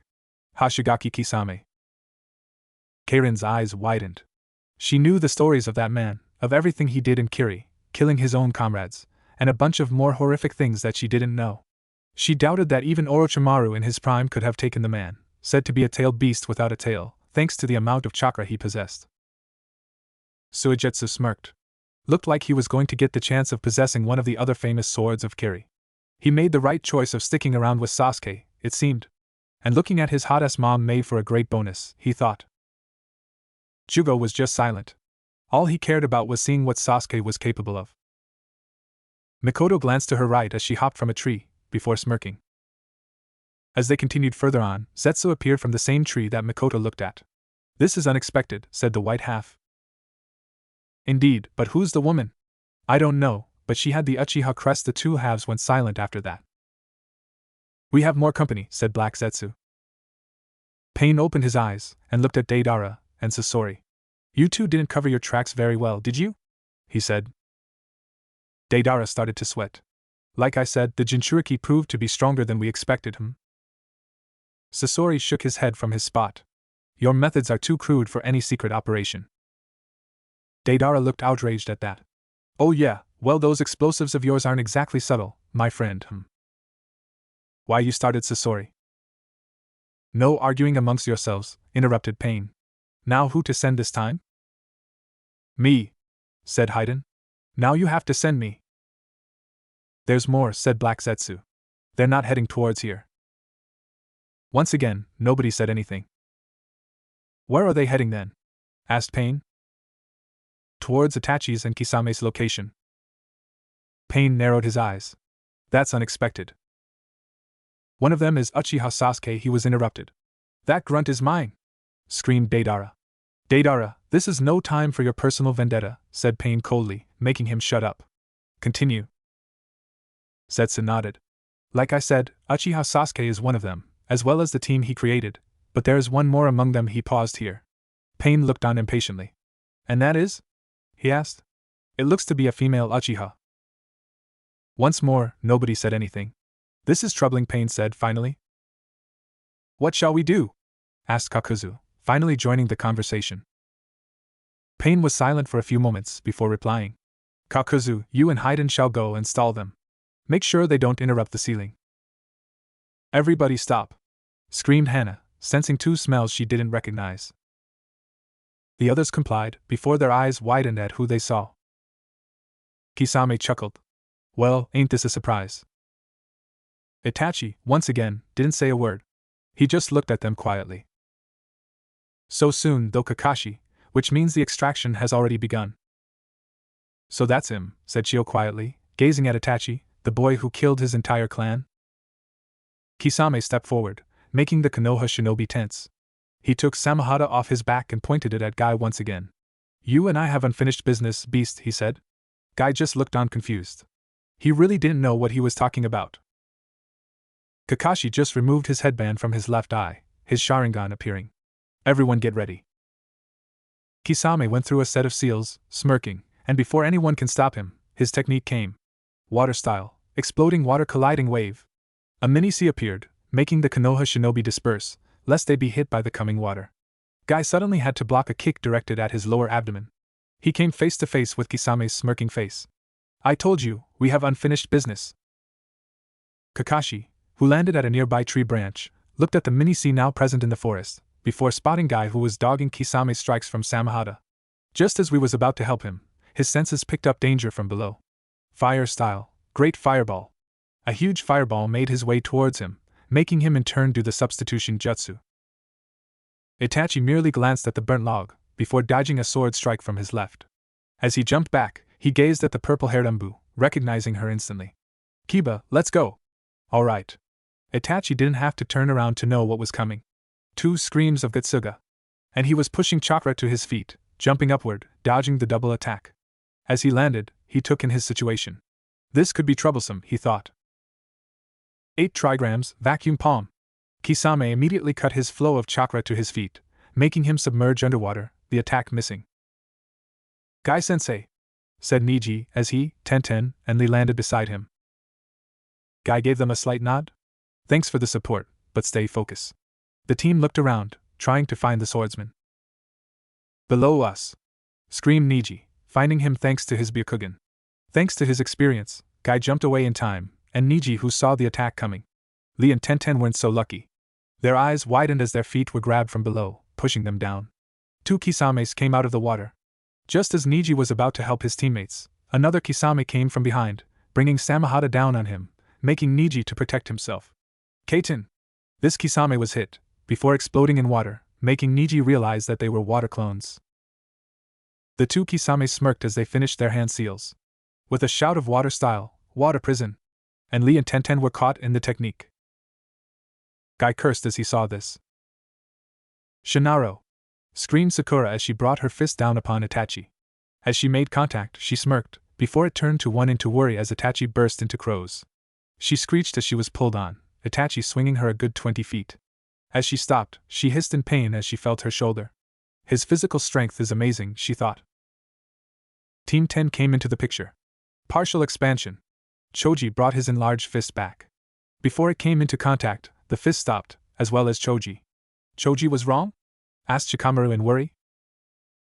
Demonic illusion, shackling stakes, thought Itachi as he looked at him with his Sharingan eyes.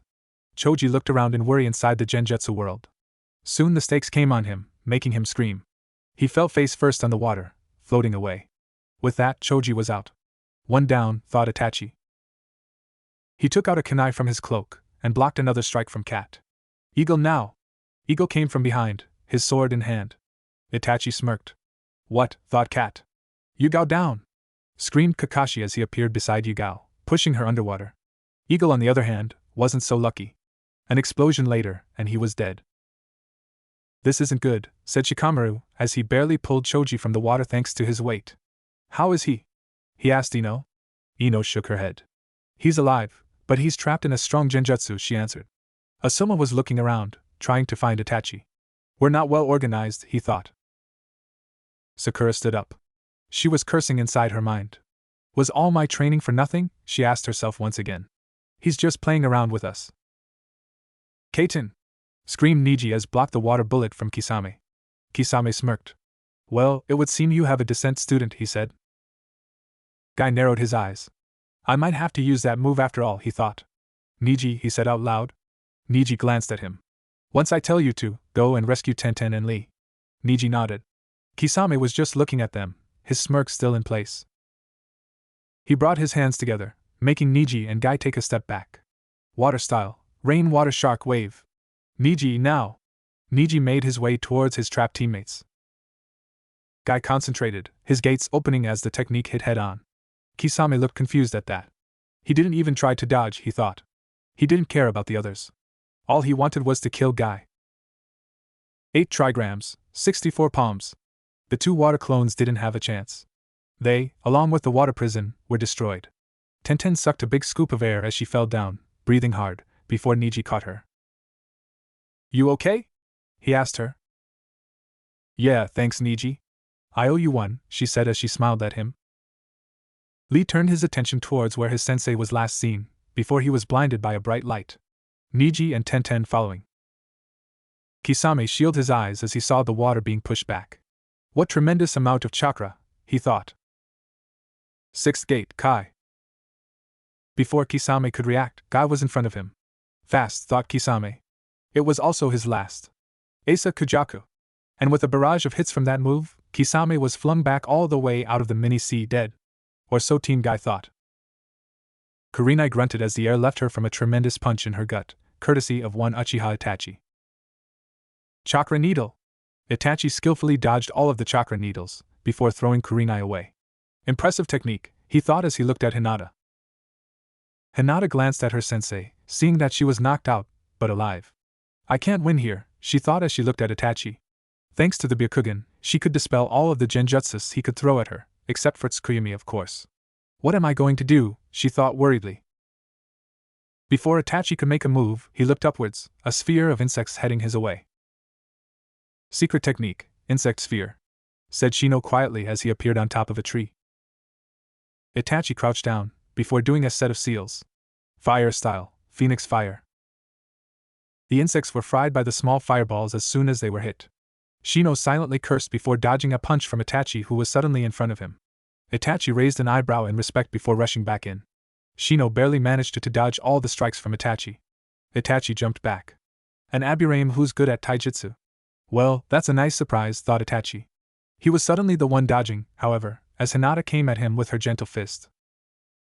Itachi dodged all of her strikes before jumping upwards, surprising Hinata, as he came down with an axe kick. She yelled in pain as she hit the ground, puking out blood.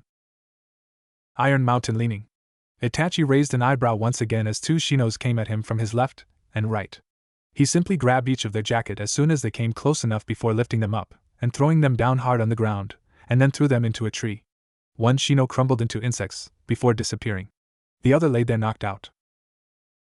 You're late, Kakashi, said Itachi as Kakashi, along with Kat, Chio, Yamato, Hana, and Kiba came running in. Kakashi looked at the downed shinobi before facing Itachi. Something's not right, thought Kakashi. Well then, said Itachi in an uncaring voice, hopefully you'll give me more of a challenge. I'll give you a challenge, alright, screamed Kiba, who couldn't take it anymore. Kiba, don't, screamed Hana. But it was too late. Both Kiba and Akamaru, who transformed into an exact replica of Kiba, went towards Itachi. Itachi just looked as bored as usual. Take this. Gutsuga. Itachi just took another kunai before throwing it inside the raging tunnel. One Kiba came out of the technique, the kunai embedded in his shoulder. Akamaru, said the apparent real Kiba. Itachi merely sidestepped out of range of the technique. A chirping sound made its way towards his ear. He silently cursed as he tried to dodge the infamous jutsu. Raikiri. Itachi grunted in pain as some of the electricity still managed to hit his right arm. Water style, tearing torrent. Itachi looked behind him as a vortex of water came from Yamato's left hand towards him. Fire style, great fireball. Even though the fireball was bigger, the water jutsu still prevailed, but it gave Itachi enough time to get out of the way of the jutsu. His right arm was numb. He was barely able to do the seals for the fire jutsu, but it hurt like a bitch. He wouldn't be able to move it for a while. Not like it matters, he thought, I've bought more than enough time. He's good, thought Chio, looks like I'm going to have to get into this fight. Kat just held her sword steady, ready for anything. Yamato glanced at Kakashi, wondering what they were gonna do. Hana looked at her younger brother who was holding an injured Akamaru. It was his fault for rushing in. Akamaru didn't have a choice but to follow its master. But that didn't mean she didn't feel sorry for him. Kakashi stared intently at Itachi's feet. He wasn't going to make the same mistake as 2 years ago. But then they took notice of the mini-sea that was slightly behind them. They noticed the fact that it was evaporating at an alarming rate. So Kisame was defeated, reasoned Itachi. No more reason for me to stick around then. Well then, Kakashi, he said, making Kakashi turn his full attention to him once again, it would seem our encounter has reached its end. Till we meet again. After that, Itachi fell to the ground on his back, shocking the others.